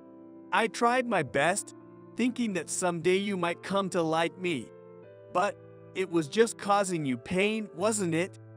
Kevin, what are you trying to say? I realized it after seeing the two of you interact the other day. You don't act that way with me. That's because I hate this guy. There's nothing special between us. Sarah's words left me feeling conflicted, and Kevin finally said, No, that's not it. It's because you like him that you can be completely honest with him, right? It's not me. So let's break up. Wait, Kevin, Don't worry.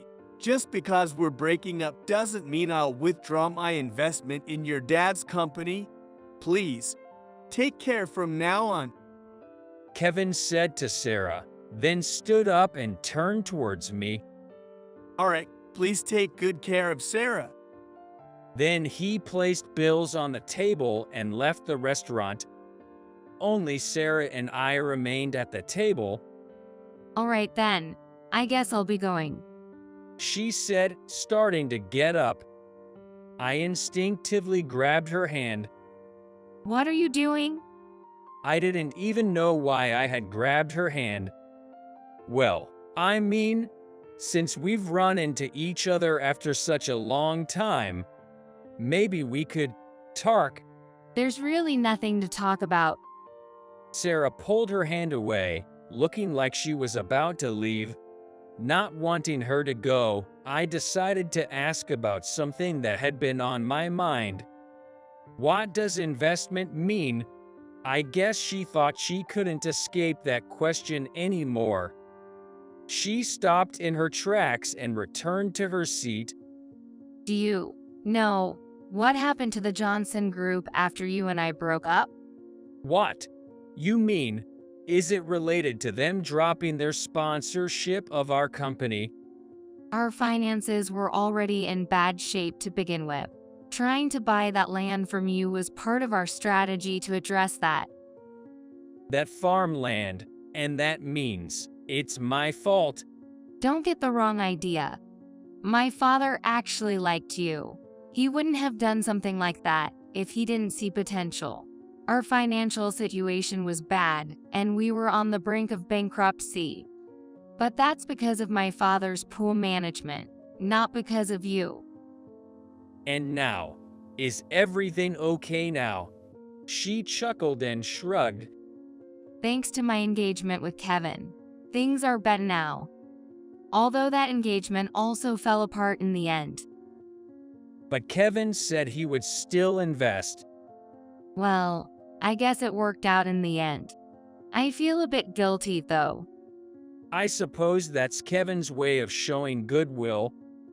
Well, anyway, someone as kind as him doesn't really suit you. What's that supposed to mean?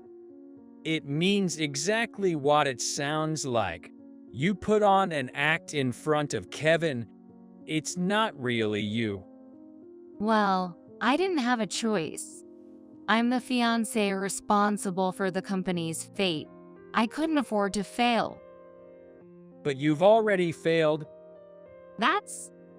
Sarah stumbled over her words, and I couldn't help but chuckle. That's right. Sarah, who constantly speaks harshly, actually has such expressive facial expressions, and her best expression is when she's smiling. I realized I wanted to see that best smile again and said to Sarah, "Why don't you choose me?" What? What does that mean?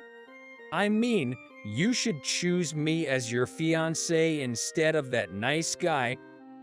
Saying it twice made me feel embarrassed, so I averted my gaze while waiting for her response.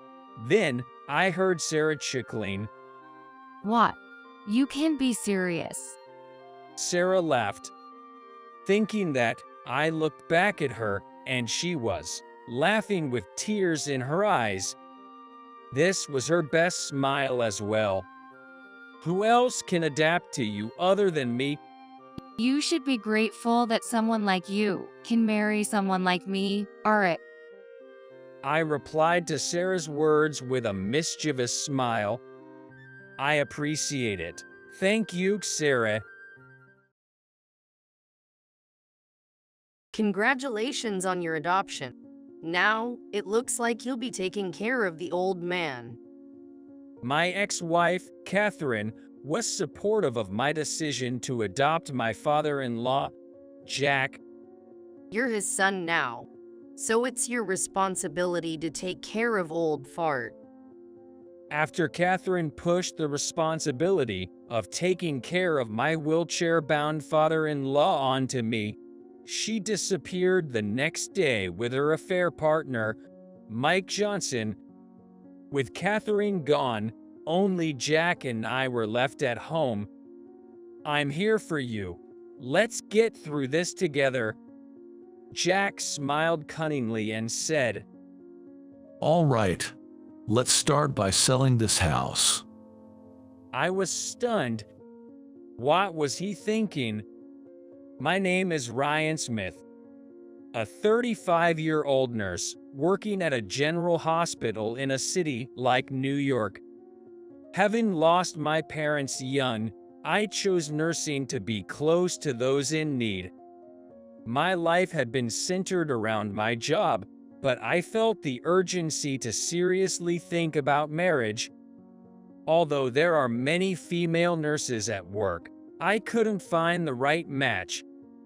Since I was looking to marry a woman with a different career, I secretly registered with a marriage agency. However, even after being introduced to several women, I couldn't find someone who really clicked. Even when I liked someone, I was turned down. Maybe it was because I didn't show enough interest initially. One time, I was dumped immediately after going Dutch on a first date. The marriage agency advisor advised me, saying, Mr. Smith, women who match with you usually expect the man to pay for the first date. Many are looking to become stay-at-home wives after marriage. I realized that getting married was tough. For me, who always thought it was normal for women to work after marriage, this was quite a culture shock. A stay-at-home wife, should I respect that wish? I'm worried that I can't afford a lavish lifestyle with my income. Men who accept the idea of a stay-at-home wife are popular, planning a life where she relaxes at home for a few years after marriage, then starts working part-time for her own spending money is a good idea. The advisor suggested. Taking their advice, I agreed to the condition that my next match could be a stay-at-home wife for a while. That's when I matched with Catherine Johnson, 35 years old. She's the same age as you, and a lively, recommended match. I think you should decide on this one. The advisor suggested, warning that I might not have many chances left. When I met Catherine, she was a very beautiful woman who had been a campus queen during her college years. After graduating, she hadn't worked, instead helping her father at home. While her lack of work experience was a concern, I didn't dwell on it too much. I paid for not only the first date, but also the next ones. Catherine strongly desired to be a stay-at-home wife, and I was okay with that. During our dates, I was attracted to her easygoing and fearless personality. Catherine also took a liking to my serious nature.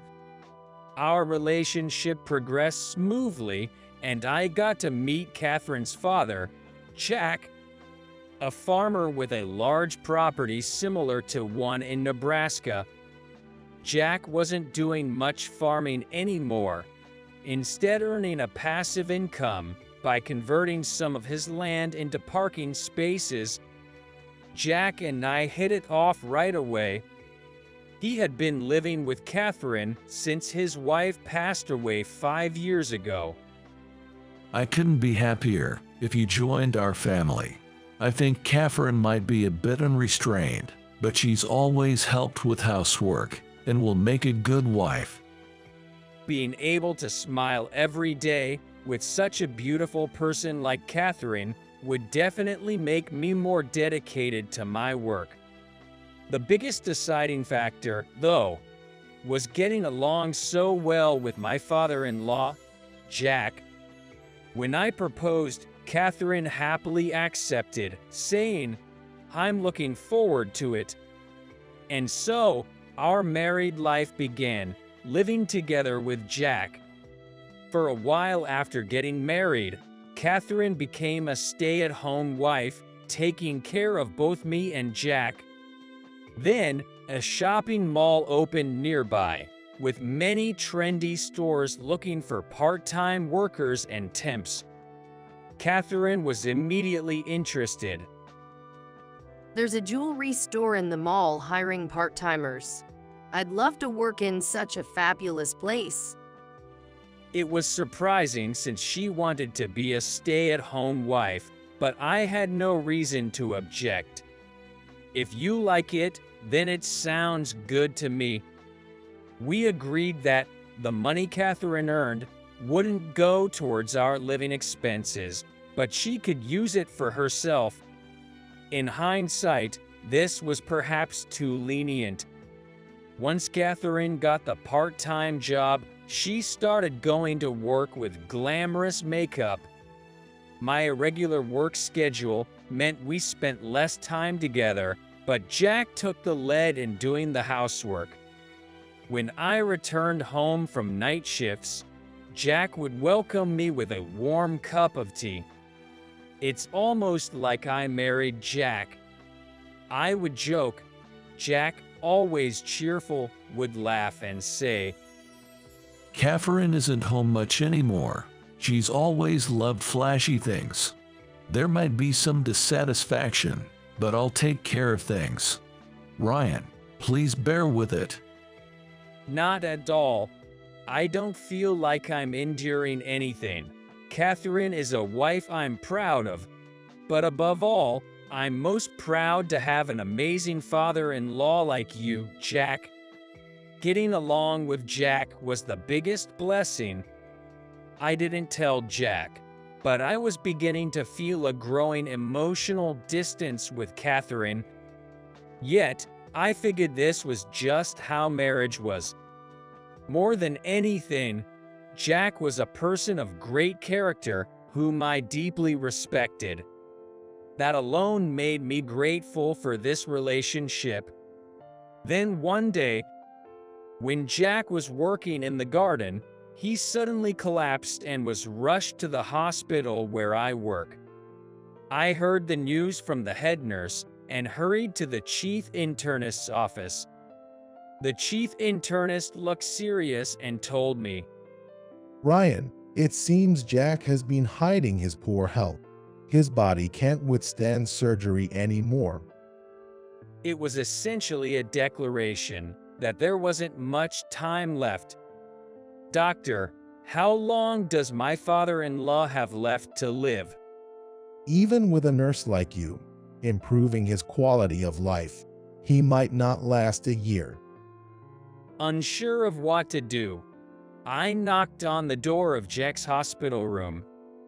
Jack seemed to understand his fate well. Ryan, how long do I have? Don't hide it from me. I want to make the most of my short time left. You might not have even a year to do the things you enjoy, but of course, I'll be by your side, supporting you to stay as healthy as possible for as long as we can. Then Jack said something unexpected. Ryan, please keep the truth about my remaining time from Catherine. If she knows I'm sick, she'll surely leave. That can't be. She's your only daughter. I'm sorry, Ryan, but she's not a daughter I can trust. If she knows I only have a year left, she might take all my property and send me to a remote hospital. I somewhat understood Jack's perspective. Living together, I gradually saw Catherine's true nature. She was a woman who delighted in having more money. Being a nurse isn't exactly a high-paying job. It seemed like Catherine regretted marrying a nurse like me. I won't let her send you to a remote hospital. I'll take care of you until the end. Don't worry. As Jack suggested, I didn't tell Catherine about his one-year prognosis. That night, when Catherine returned from her part-time job, I only mentioned that Jack would need to live in a wheelchair. As Jack predicted, I didn't hear any sympathetic words from Catherine. A wheelchair for life? I'm not up for taking care of that. I'll quit my job and take care of him. Let's support him together. You must be joking. If you quit, where will our money come from? I'm not working part-time to support the family. Catherine stormed out after saying this and didn't come back that night. The next day, while I was wiping Jack's back in his hospital room, Catherine suddenly appeared. Out of the blue, she said she wanted a divorce. I couldn't understand what she meant. Why would she make such a choice when her father was seriously ill? Ryan, if you stay married to me, you'll have to take care of my father. I want to free you from that burden. I never thought of caring for Jack as a burden. It's no problem for me to work for him. Don't worry about it like that. Once Catherine realized I was determined, she shockingly said, I hate this goody two-shoes act. I regret marrying you. If I had waited a little longer, started working at the mall, I would have had the perfect encounter. The perfect encounter? What do you mean? I've found true love.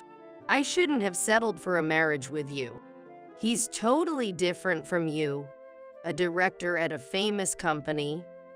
Upon asking for more details, this is what I learned.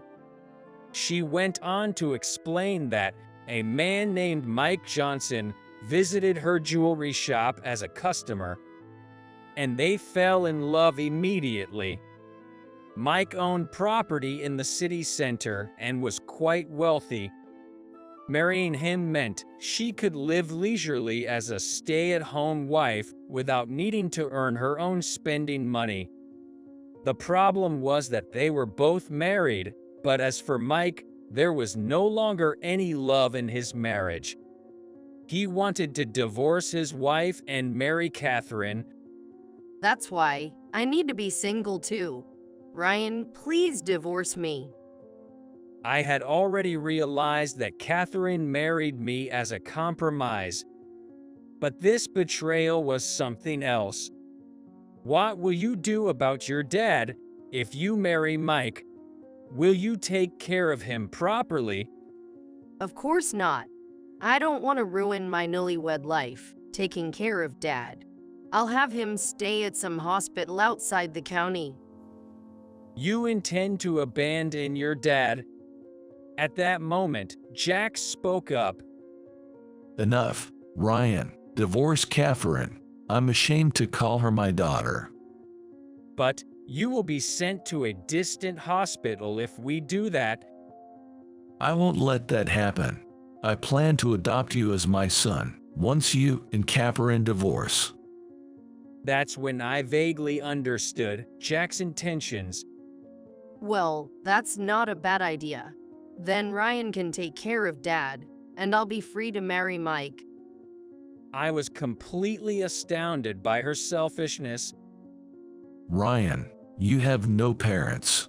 I want you to be my son-in-law and stay by my side forever. Catherine smirked. If that happens, I can still get half of Dad's property. Even if you make a will to exclude me, I'll claim my legal share. Catherine, always after money, was keen on such matters. But she didn't know about Jack's one-year prognosis. She probably thought the inheritance issue was far off in the future. Mike has a mansion in the city center. I'll get part of that property, so I'll give you a little. A few days later, Mike appeared in the hospital room. Initially, I was angry to see him, but I kept calm, considering we were in a hospital. Mike looked remorseful when he saw me. Ryan, thank you for everything you've done for Catherine. From now on, I will make her happy. I apologize for the reversed order, Dad. I don't want to be called Dad by someone like you. Get out. I had to calm down an agitated Jack. Mike just stood there, enduring. He had come, knowing this might happen. He didn't seem entirely villainous. Seeing this, I even started to think that perhaps Mike was also being deceived by Catherine. See, he's sincere, right? I love Mike very much. So, Ryan, please divorce me. Regardless of Mike's feelings, there was no point in clinging to Catherine anymore. I was thoroughly disgusted with her and agreed to the divorce. All right, I will divorce. Do as you please from here. Then everything happened quickly. Maybe Jack wanted to act while he still could, as he seemed unusually active. I divorced Catherine and officially became Jack's adopted son. I had been Ryan Smith while married to Catherine, but now I would live as Ryan Johnson. Catherine clapped her hands gleefully.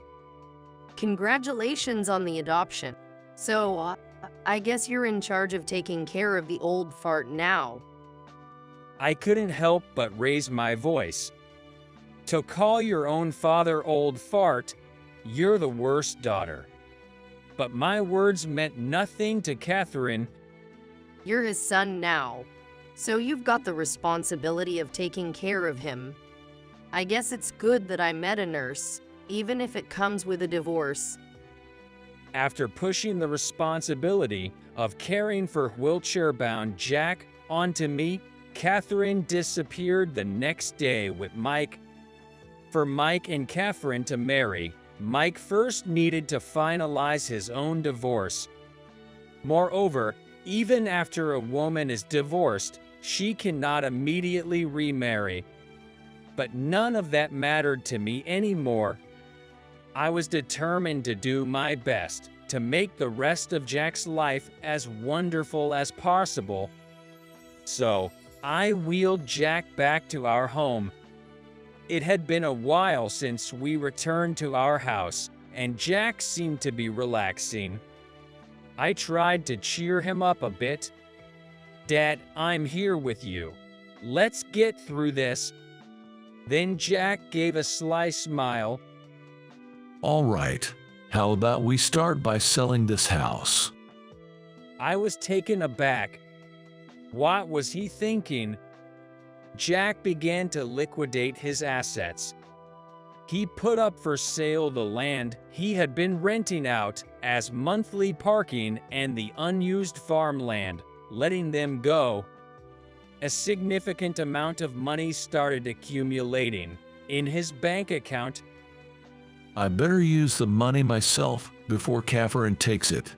Ryan, can you indulge the whims of an old man? As Jack's son-in-law, I had no desire for his inheritance. Jack's assets were his, and it was fine by me if he used them all. I don't intend to leave any inheritance behind. Ryan, I'm going to enjoy life to the fullest now. That's exactly what I wanted for him. Sounds great. Let's spend it all. Thank you, Ryan. I'll take you up on that. Dad, what do you want to do now? Just tell me anything, and I'll make it happen. Jack squinted as if reminiscing.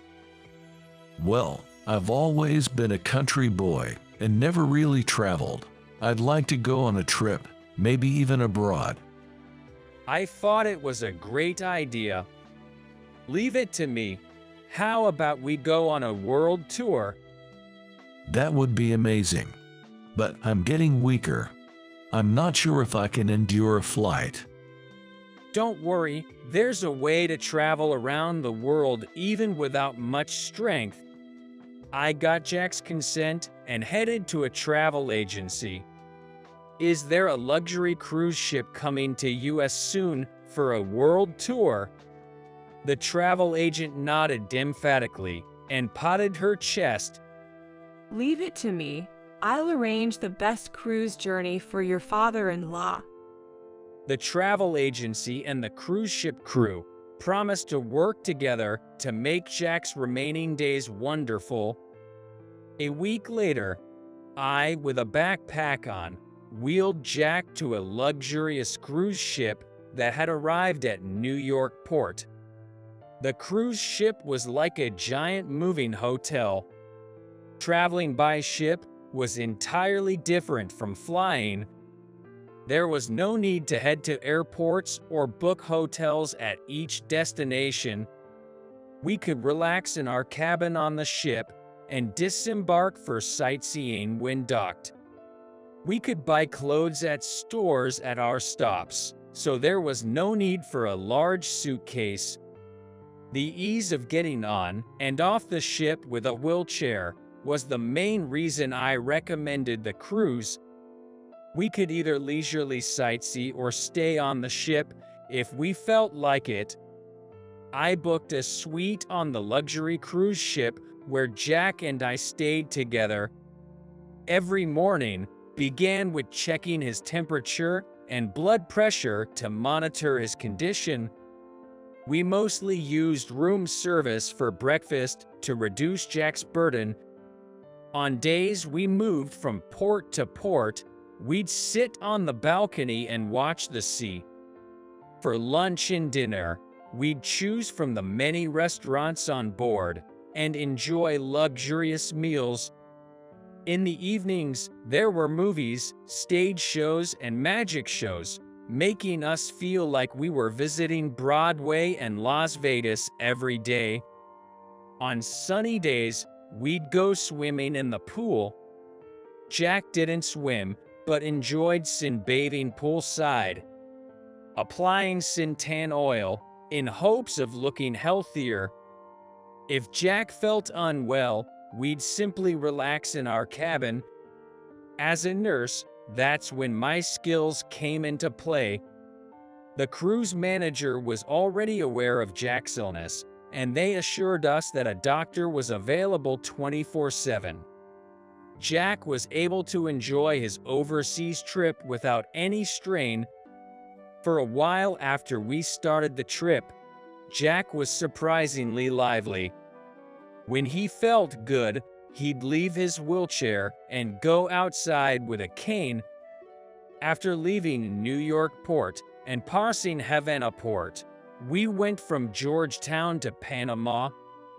Eating at the same restaurant every day, we became familiar with other tourists. Jack quickly made many friends with his cheerful smile. I'm traveling with my son.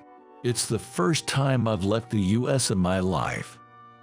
Such a dutiful son. I'm envious. My own kids seem to have forgotten about us since they got married.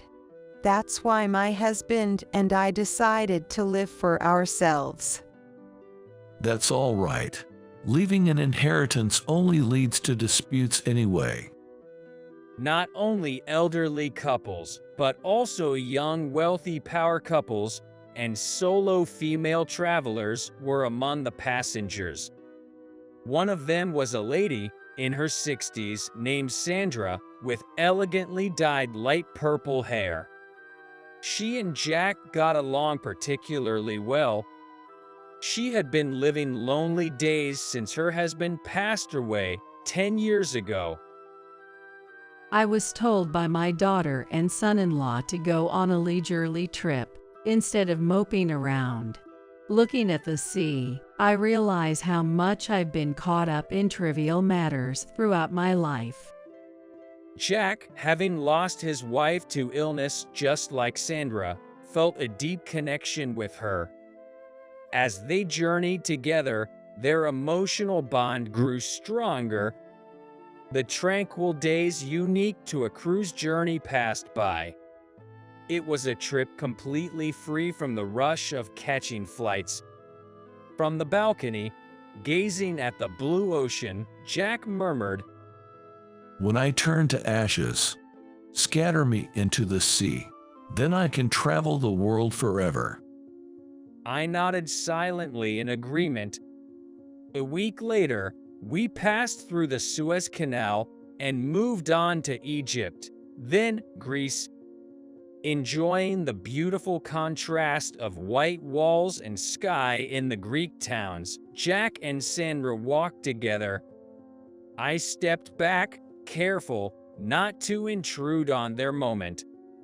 The orange sunset sank into the blue horizon, a view Jack and Sandra savored side by side.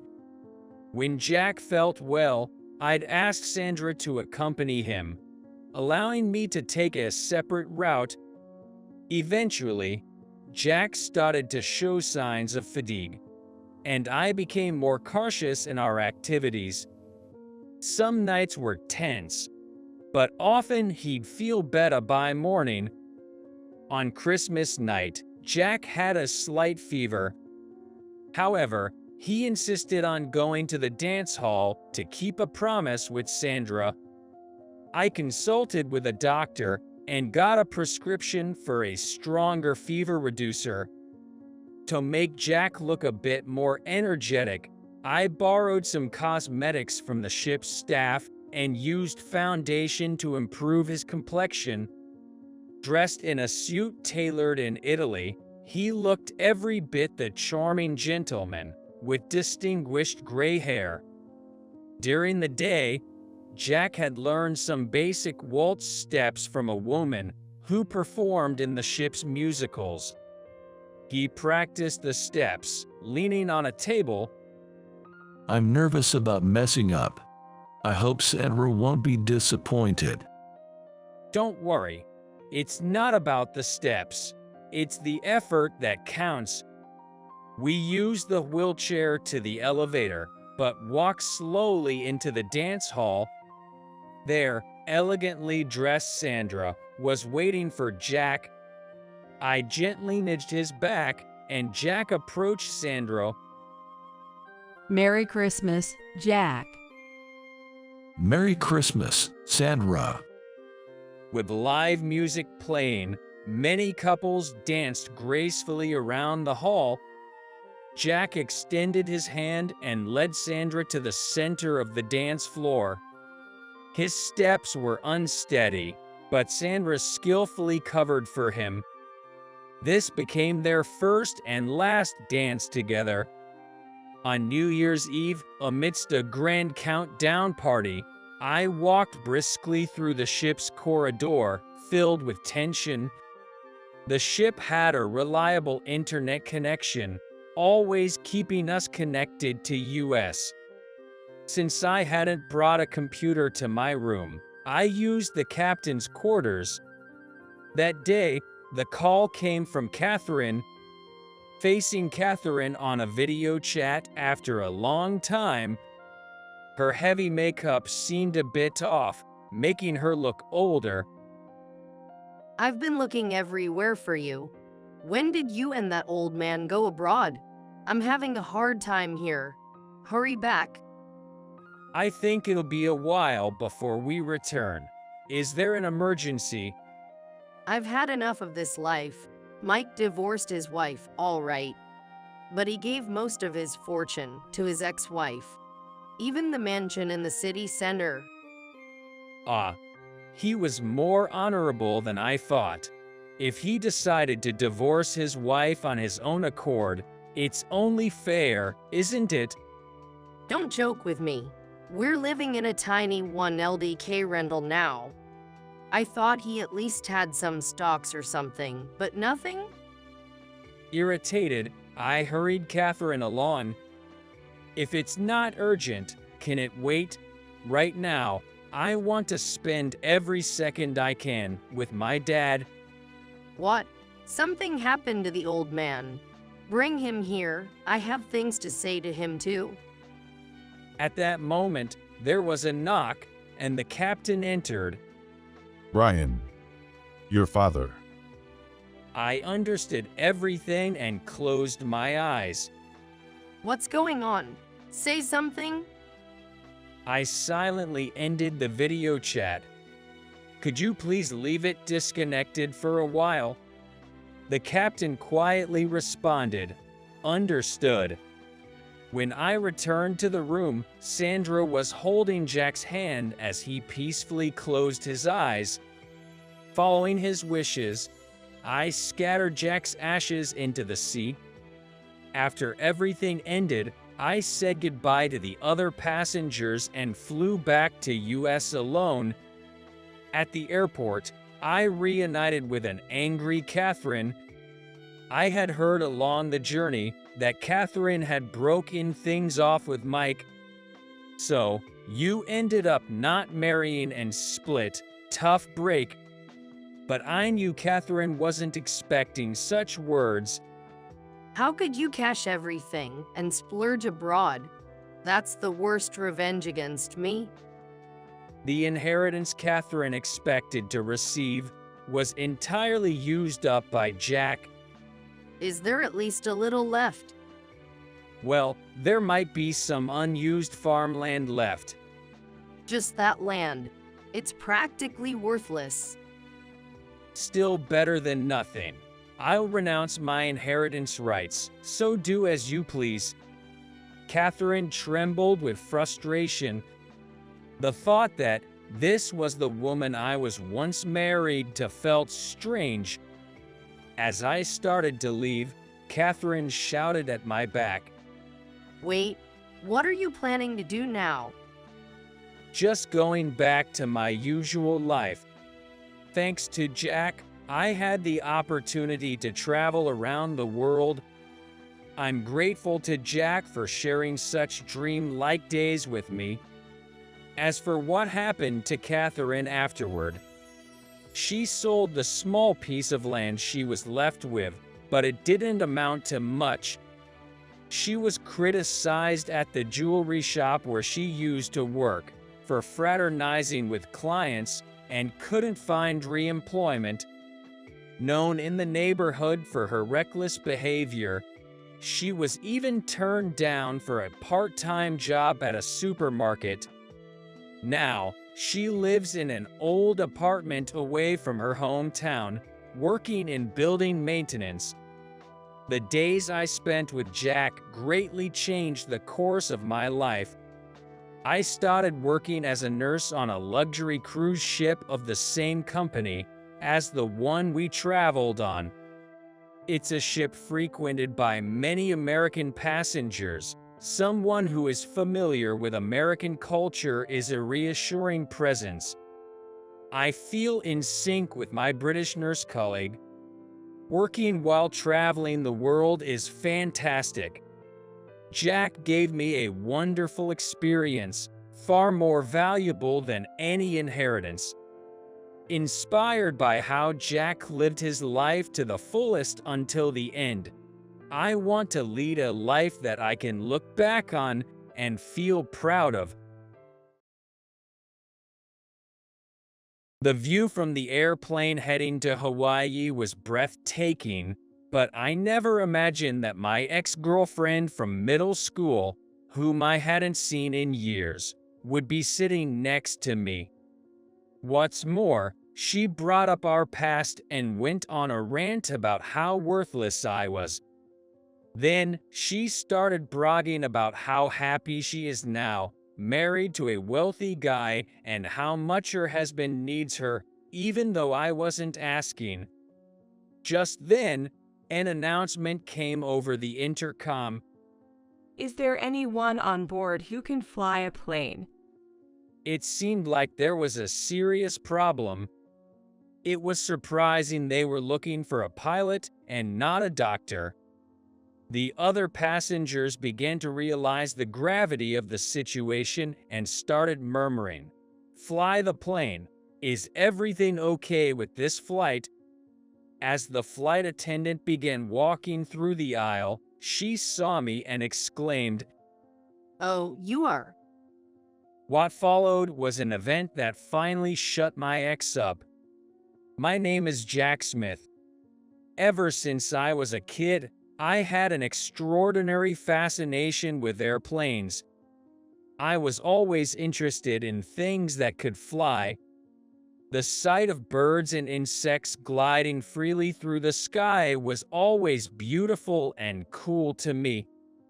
I dreamed of flying myself one day and thought that if I tried hard enough, maybe I would grow wings. But to my dismay, no matter how hard I tried, I never grew wings. I was 5 years old when I first saw an airplane. A lifeless hunk of metal was soaring through the sky. It was a family trip with my parents. That giant metal bird soaring through the sky symbolized freedom to me and left a lasting impression. From then on, I became a boy who loved airplanes more than cars or trains. I memorized the names of planes and airlines and spent my days looking at planes in encyclopedias. My parents, noticing my passion, took me to the airport once a week. They thought seeing real planes in motion would be good for me.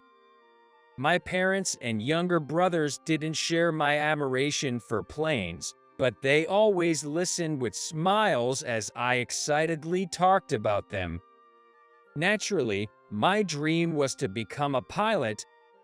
I wanted to fly through the sky and control a plane. It was my first real dream. Even as a child, I knew it was a practical dream. My dad used to say, "To be a pilot, you need to study hard." I was quite a good student, and studying was a small price to pay for my dream. My teachers often said, "The secret to excelling in studies is to have a clear future goal." They were right. Knowing that studying was essential to becoming a pilot made me eager to learn. Moreover, when my dad joked that you can't be a pilot with cavities, I became the most diligent toothbrusher, maybe good enough to be a dental hygienist.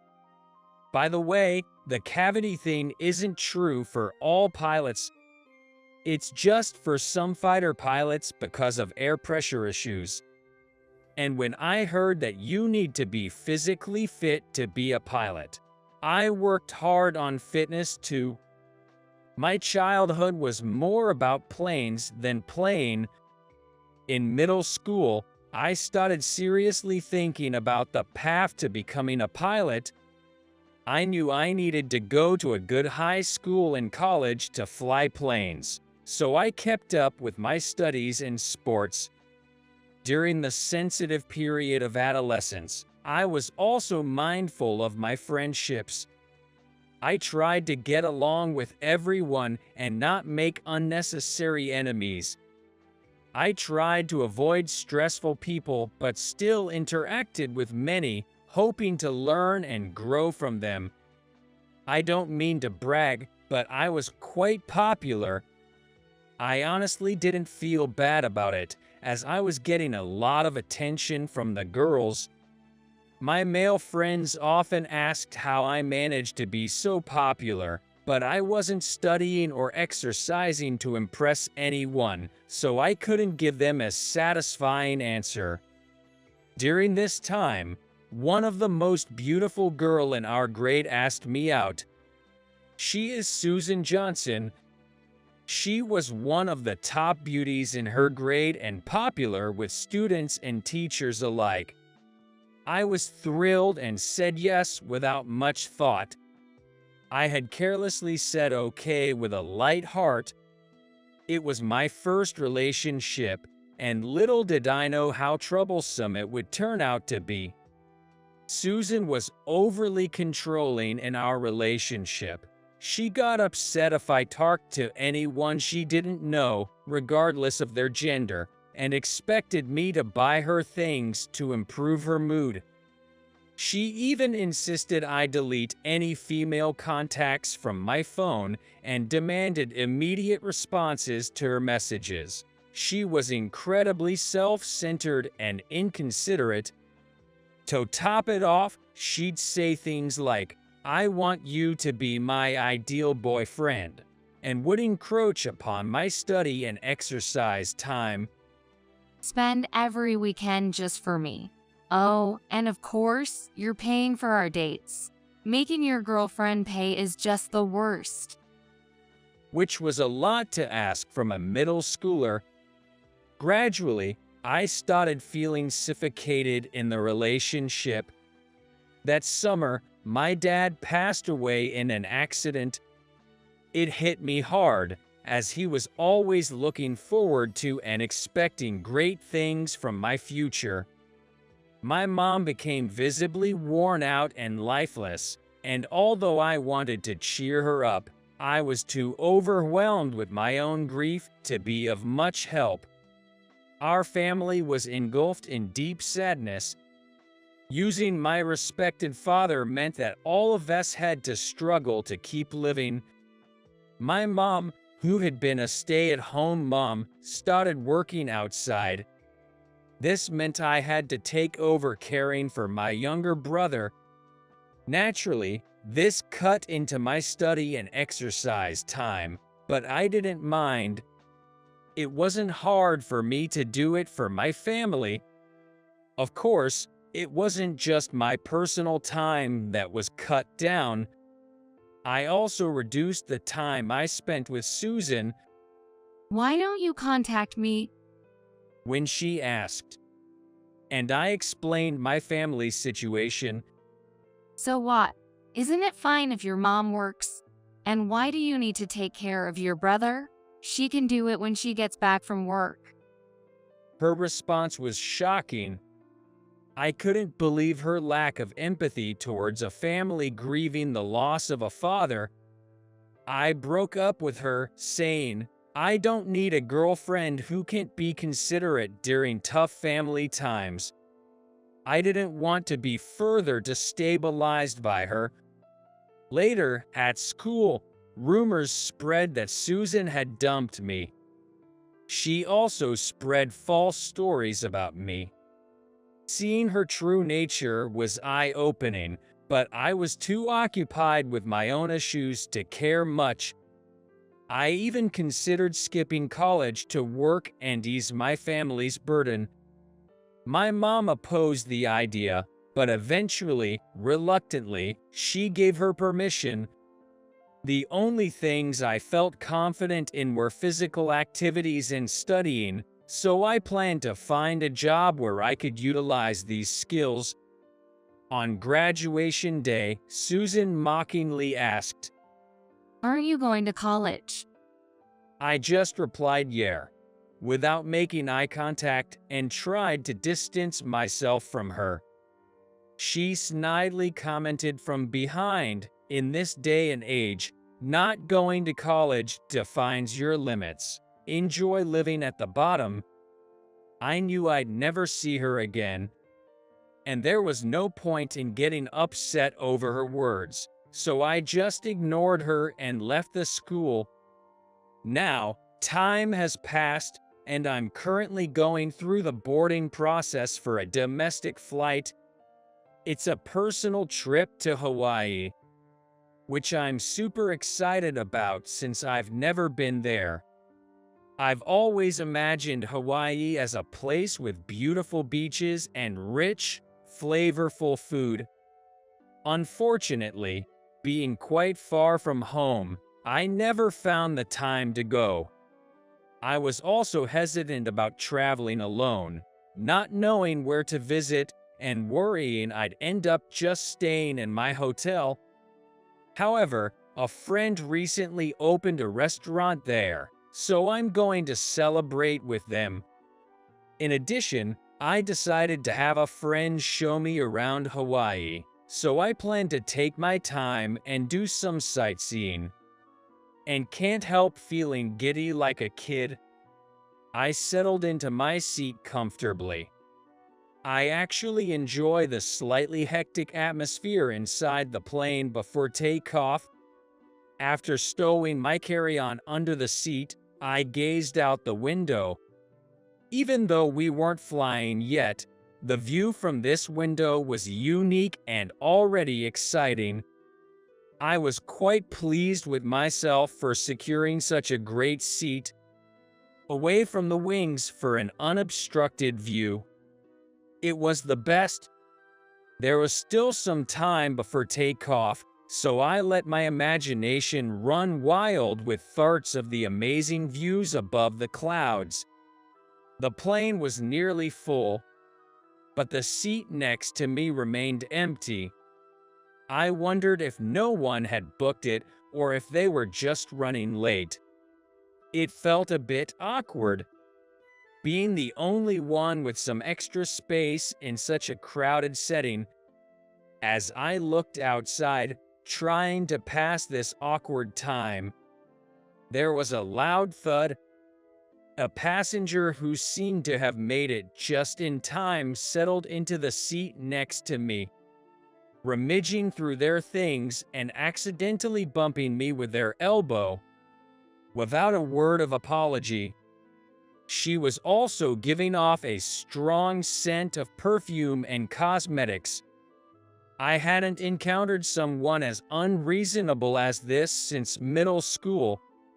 The person sitting next to me in the airplane reminded me unpleasantly of those times, reflected faintly in the window glass.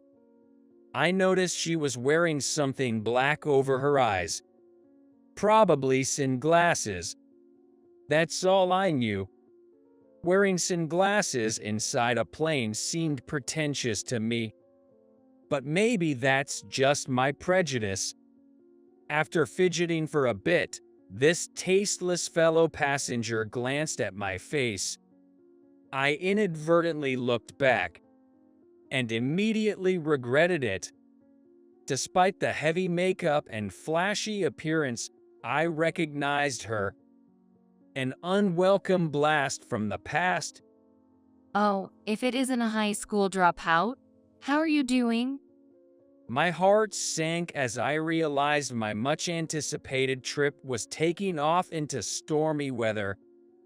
Quite the metaphor, if I do say so myself. When I remained silent. Have you forgotten me? You haven't forgotten that I was the one who dumped you, right? She then took off her sunglasses.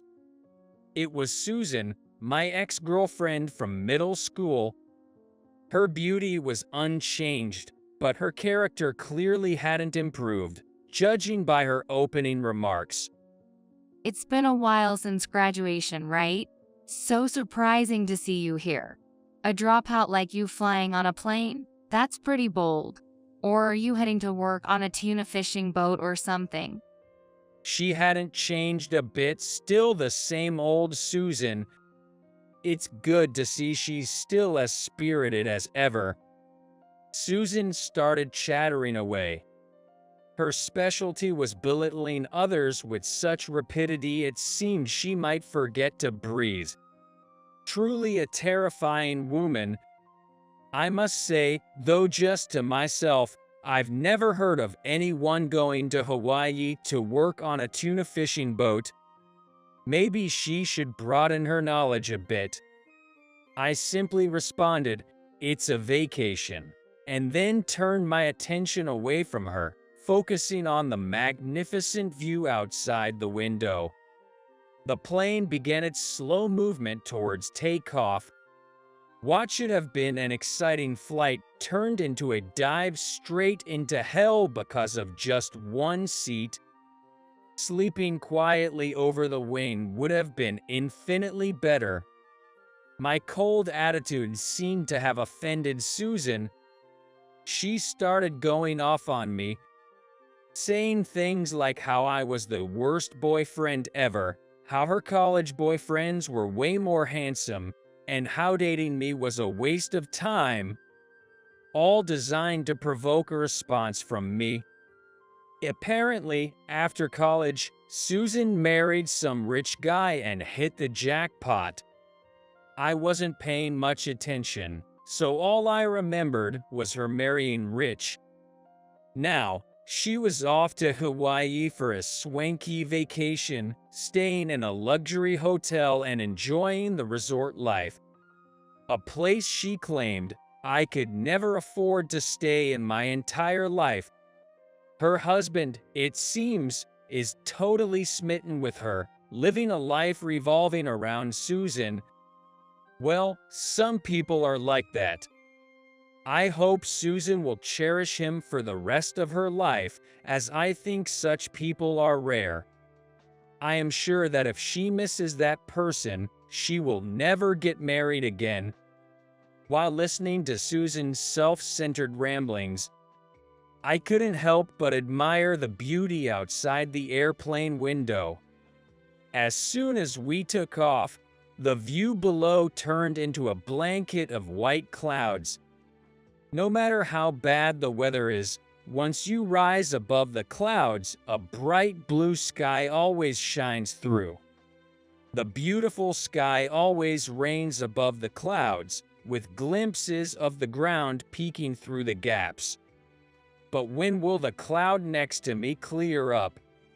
You, being a bottom dweller, probably don't get to fly much, so this view must be rare for you. She continued to mock me.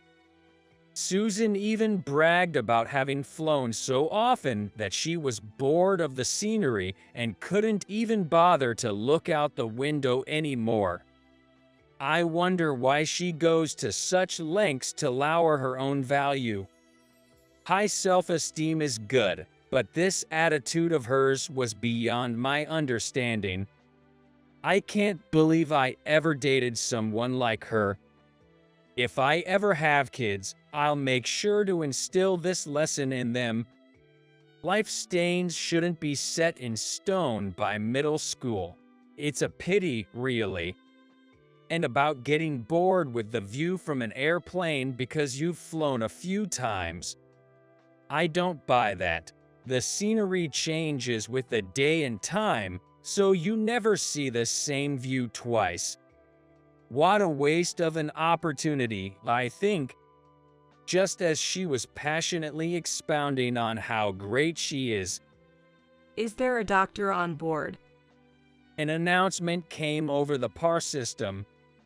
It's a line I've heard in dramas, but never in real life. Perhaps someone had collapsed and needed medical attention. I was concerned but knew there was nothing I could do.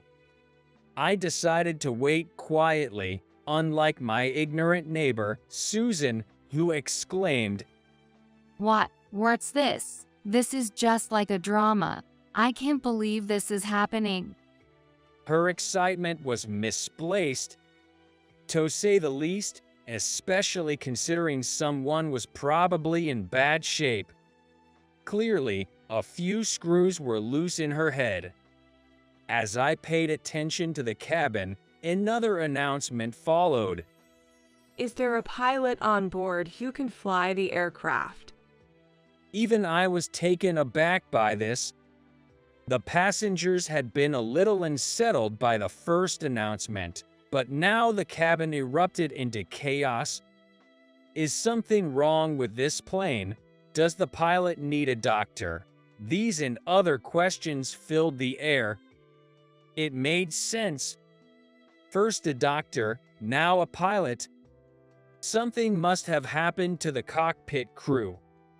Susan's face went pale, and she started to panic. What? Is this plane going to crash? She blurted out.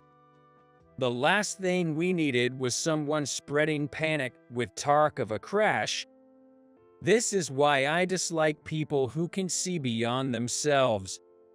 A flight attendant hurried over to Susan, especially after she loudly mentioned a crash. Please, ma'am, nothing like that is going to happen. Stay seated. The attendant urged. Susan argued with the flight attendant, who expertly guided her back to her seat. Then, the attendant noticed me. Mr. Smith, by any chance? We locked eyes and I asked, "Is it that serious?" Thank goodness you're here. I'm terribly sorry, but could you help us out?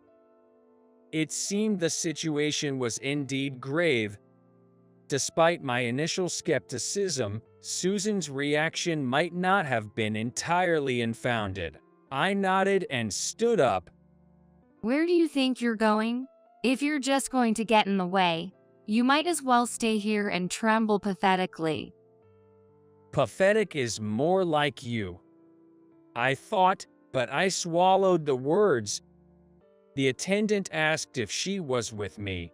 I firmly denied it. Just an old acquaintance. We happened to be seated next to each other, a mere stranger on the roadside. She has nothing to do with me. I was eager to head to the cockpit, but Susan grabbed my arm and wouldn't let go. Where are you going in this situation? I pleaded for her to let go, but she didn't budge. Then the attendant stepped in. Ma'am, I'm sorry, but Smith is one of our pilots, and he's needed urgently. The attendant's firm and polite tone finally made Susan release my arm. You're a pilot? Susan's eyes widened in surprise.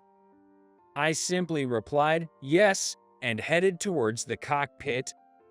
The area around the cockpit was crowded with attendants, all in a state of commotion. I learned that both the captain and the co-pilot were showing symptoms of gastroenteritis. Fortunately, there happened to be a doctor on board who was attending to them. Unfortunately, the condition of the pilots didn't improve and only got worse. This made it difficult for them to fly the plane as planned, leading to the urgent announcement for a pilot. Acute gastroenteritis can occur suddenly without warning, so it was probably unavoidable. Nevertheless, both pilots getting gastroenteritis at the same time seemed like a freak occurrence, almost a miracle or, more fittingly, a disaster with incredibly low odds.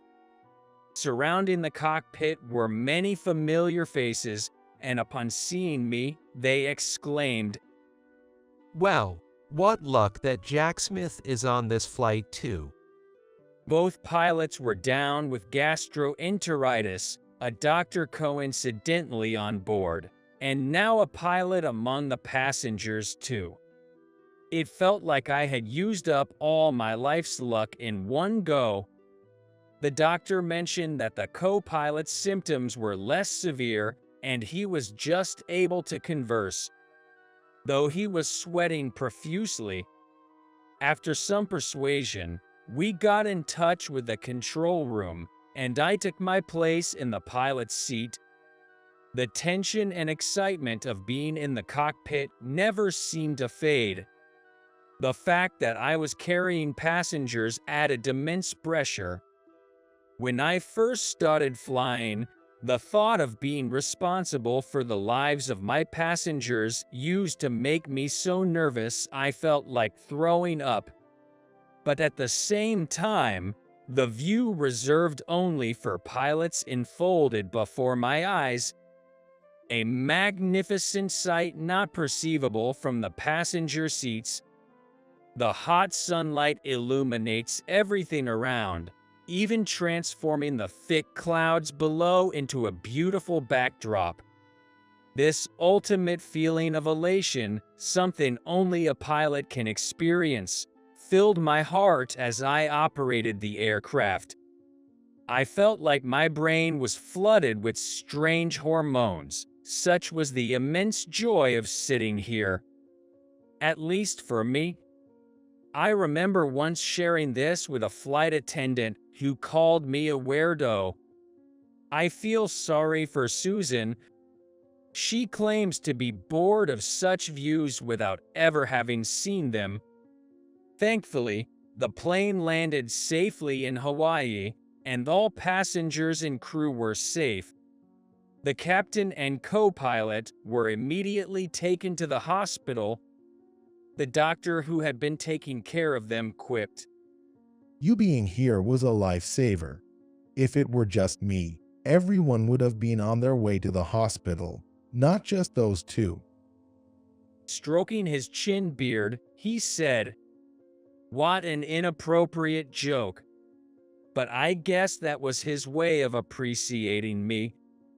Still, a safe landing doesn't change the fact that this was a major incident for the airline. So, even after arriving in Hawaii, I was busy with paperwork and reports, finally getting free only after the sun had set. As planned, I hurried to my friend's newly opened restaurant. Of course, I drive safely. The place was already bustling with customers. My friend and the owner, Michael, greeted me with a big smile and a slap on the back. "Good to see you made it." I heard you had quite the day, piloting a passenger plane and all. Where did he get that news? I hadn't planned on bragging, but since he already knew, I felt obliged to talk about it. While rubbing the sore spot on my back from Michael's enthusiastic greeting, I sat down and recounted the whole ordeal. "That's some incredible odds right there," Michael laughed. "It's been 5 years since you left the force. Time flies." Indeed, thinking about how it had already been 5 years made me somewhat dismayed by the swift passage of time. Is this gentleman a friend of the master? I heard a gentle voice behind me. Turning around, I saw a distinguished-looking gentleman smiling at me, with Susan, no less, standing beside him. Michael, always sincere, returned the smile. It seemed this gentleman was a regular at the restaurant.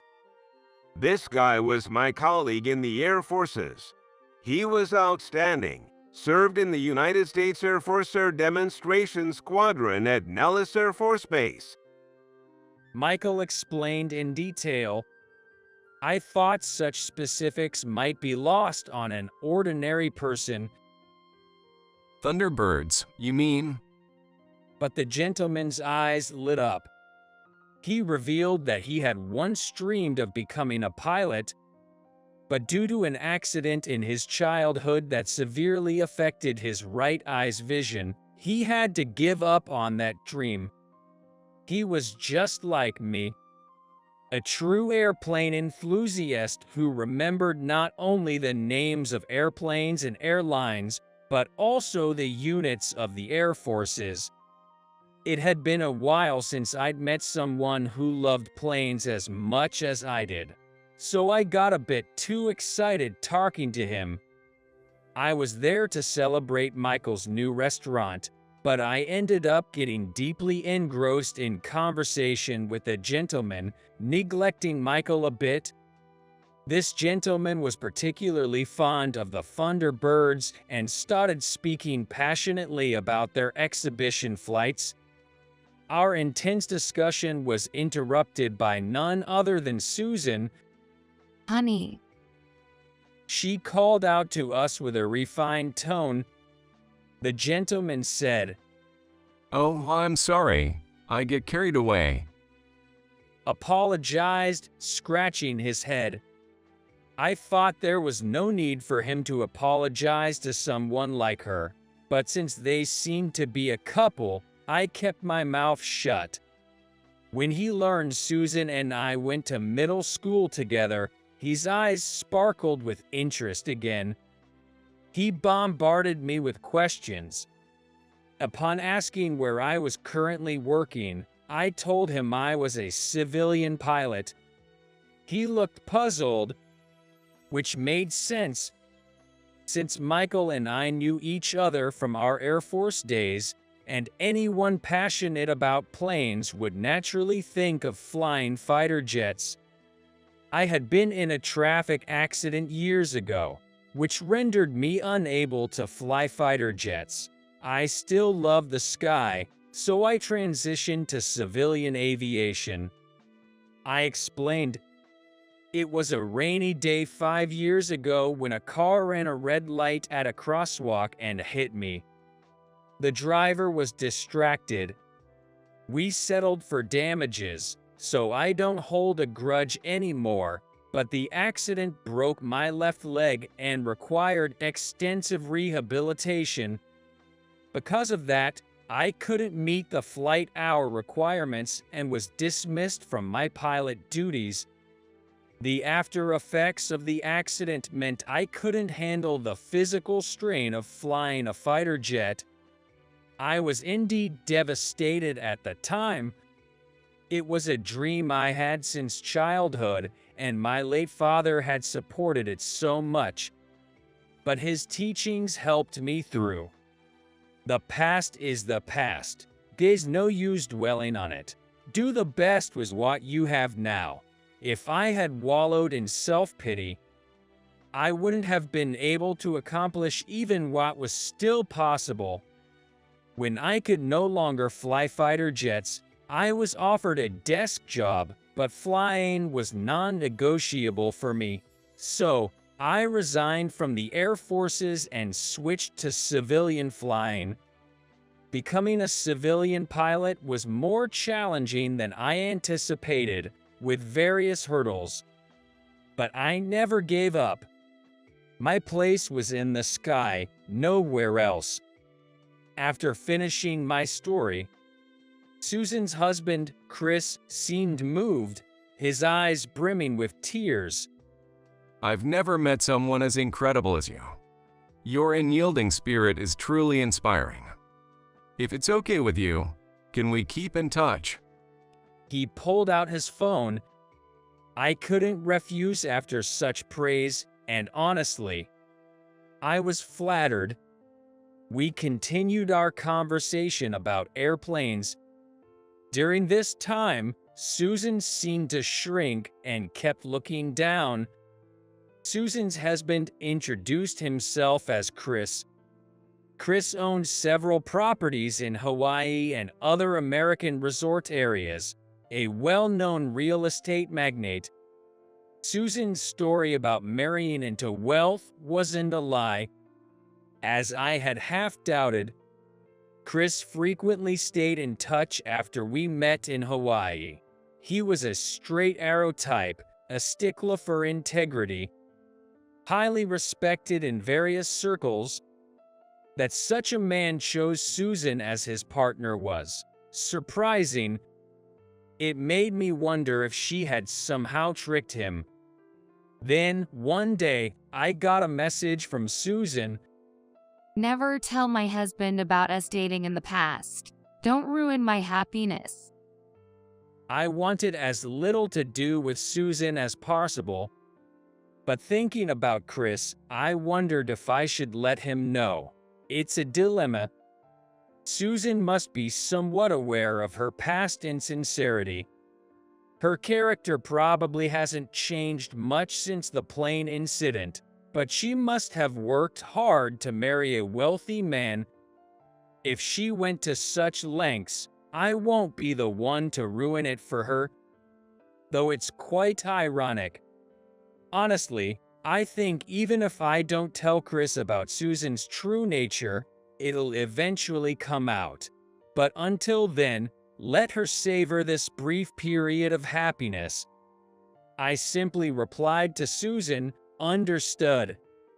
After that, there was no further response from her.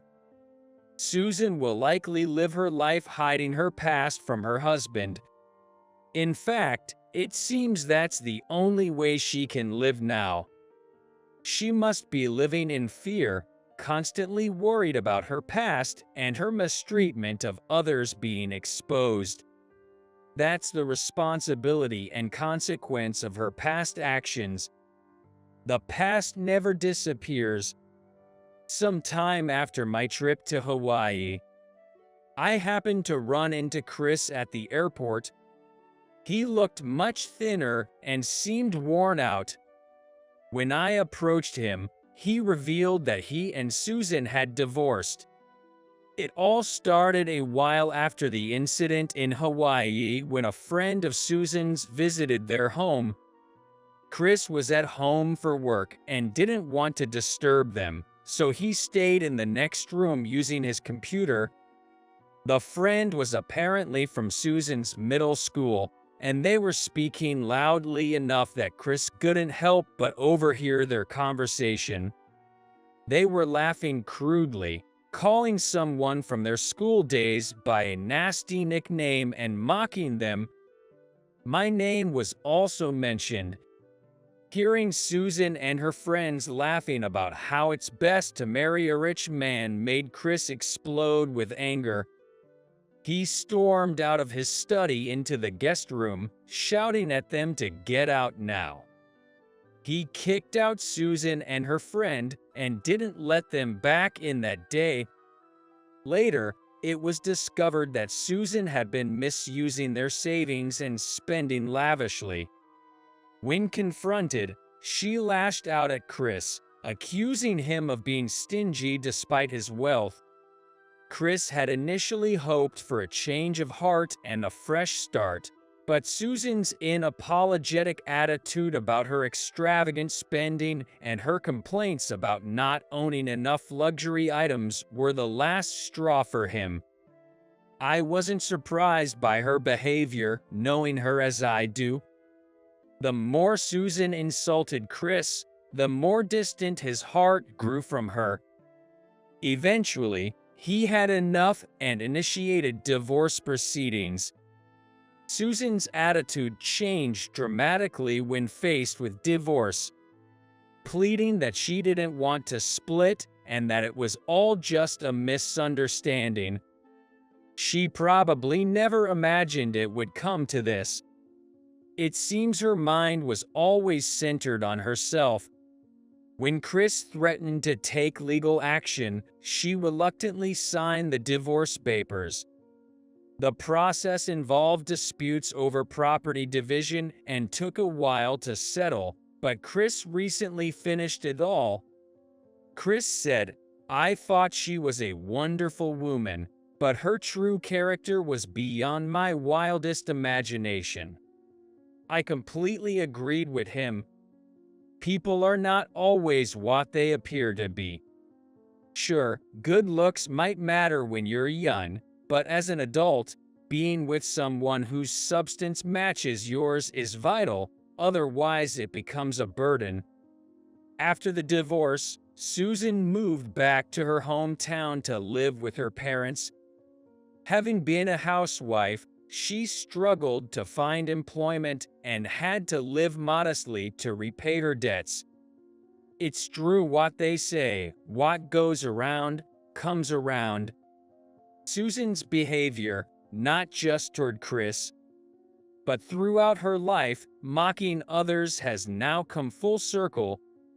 After hearing all this from Chris at the airport, we parted ways. Stepping outside, I looked up at the overcast sky. It was cloudy, but I knew what lay beyond. Above the gloomy clouds, a clear blue sky stretches endlessly. That view from the cockpit is a pilot's privilege. If Susan could come to appreciate such sights, maybe then she'd finally understand what it means to be human. Being a pilot comes with its trials, but it's worth it for the views. As I continue to ensure the safety of my passengers, I'm motivated by the beautiful vistas I get to witness. Today reaffirmed my commitment to my vocation,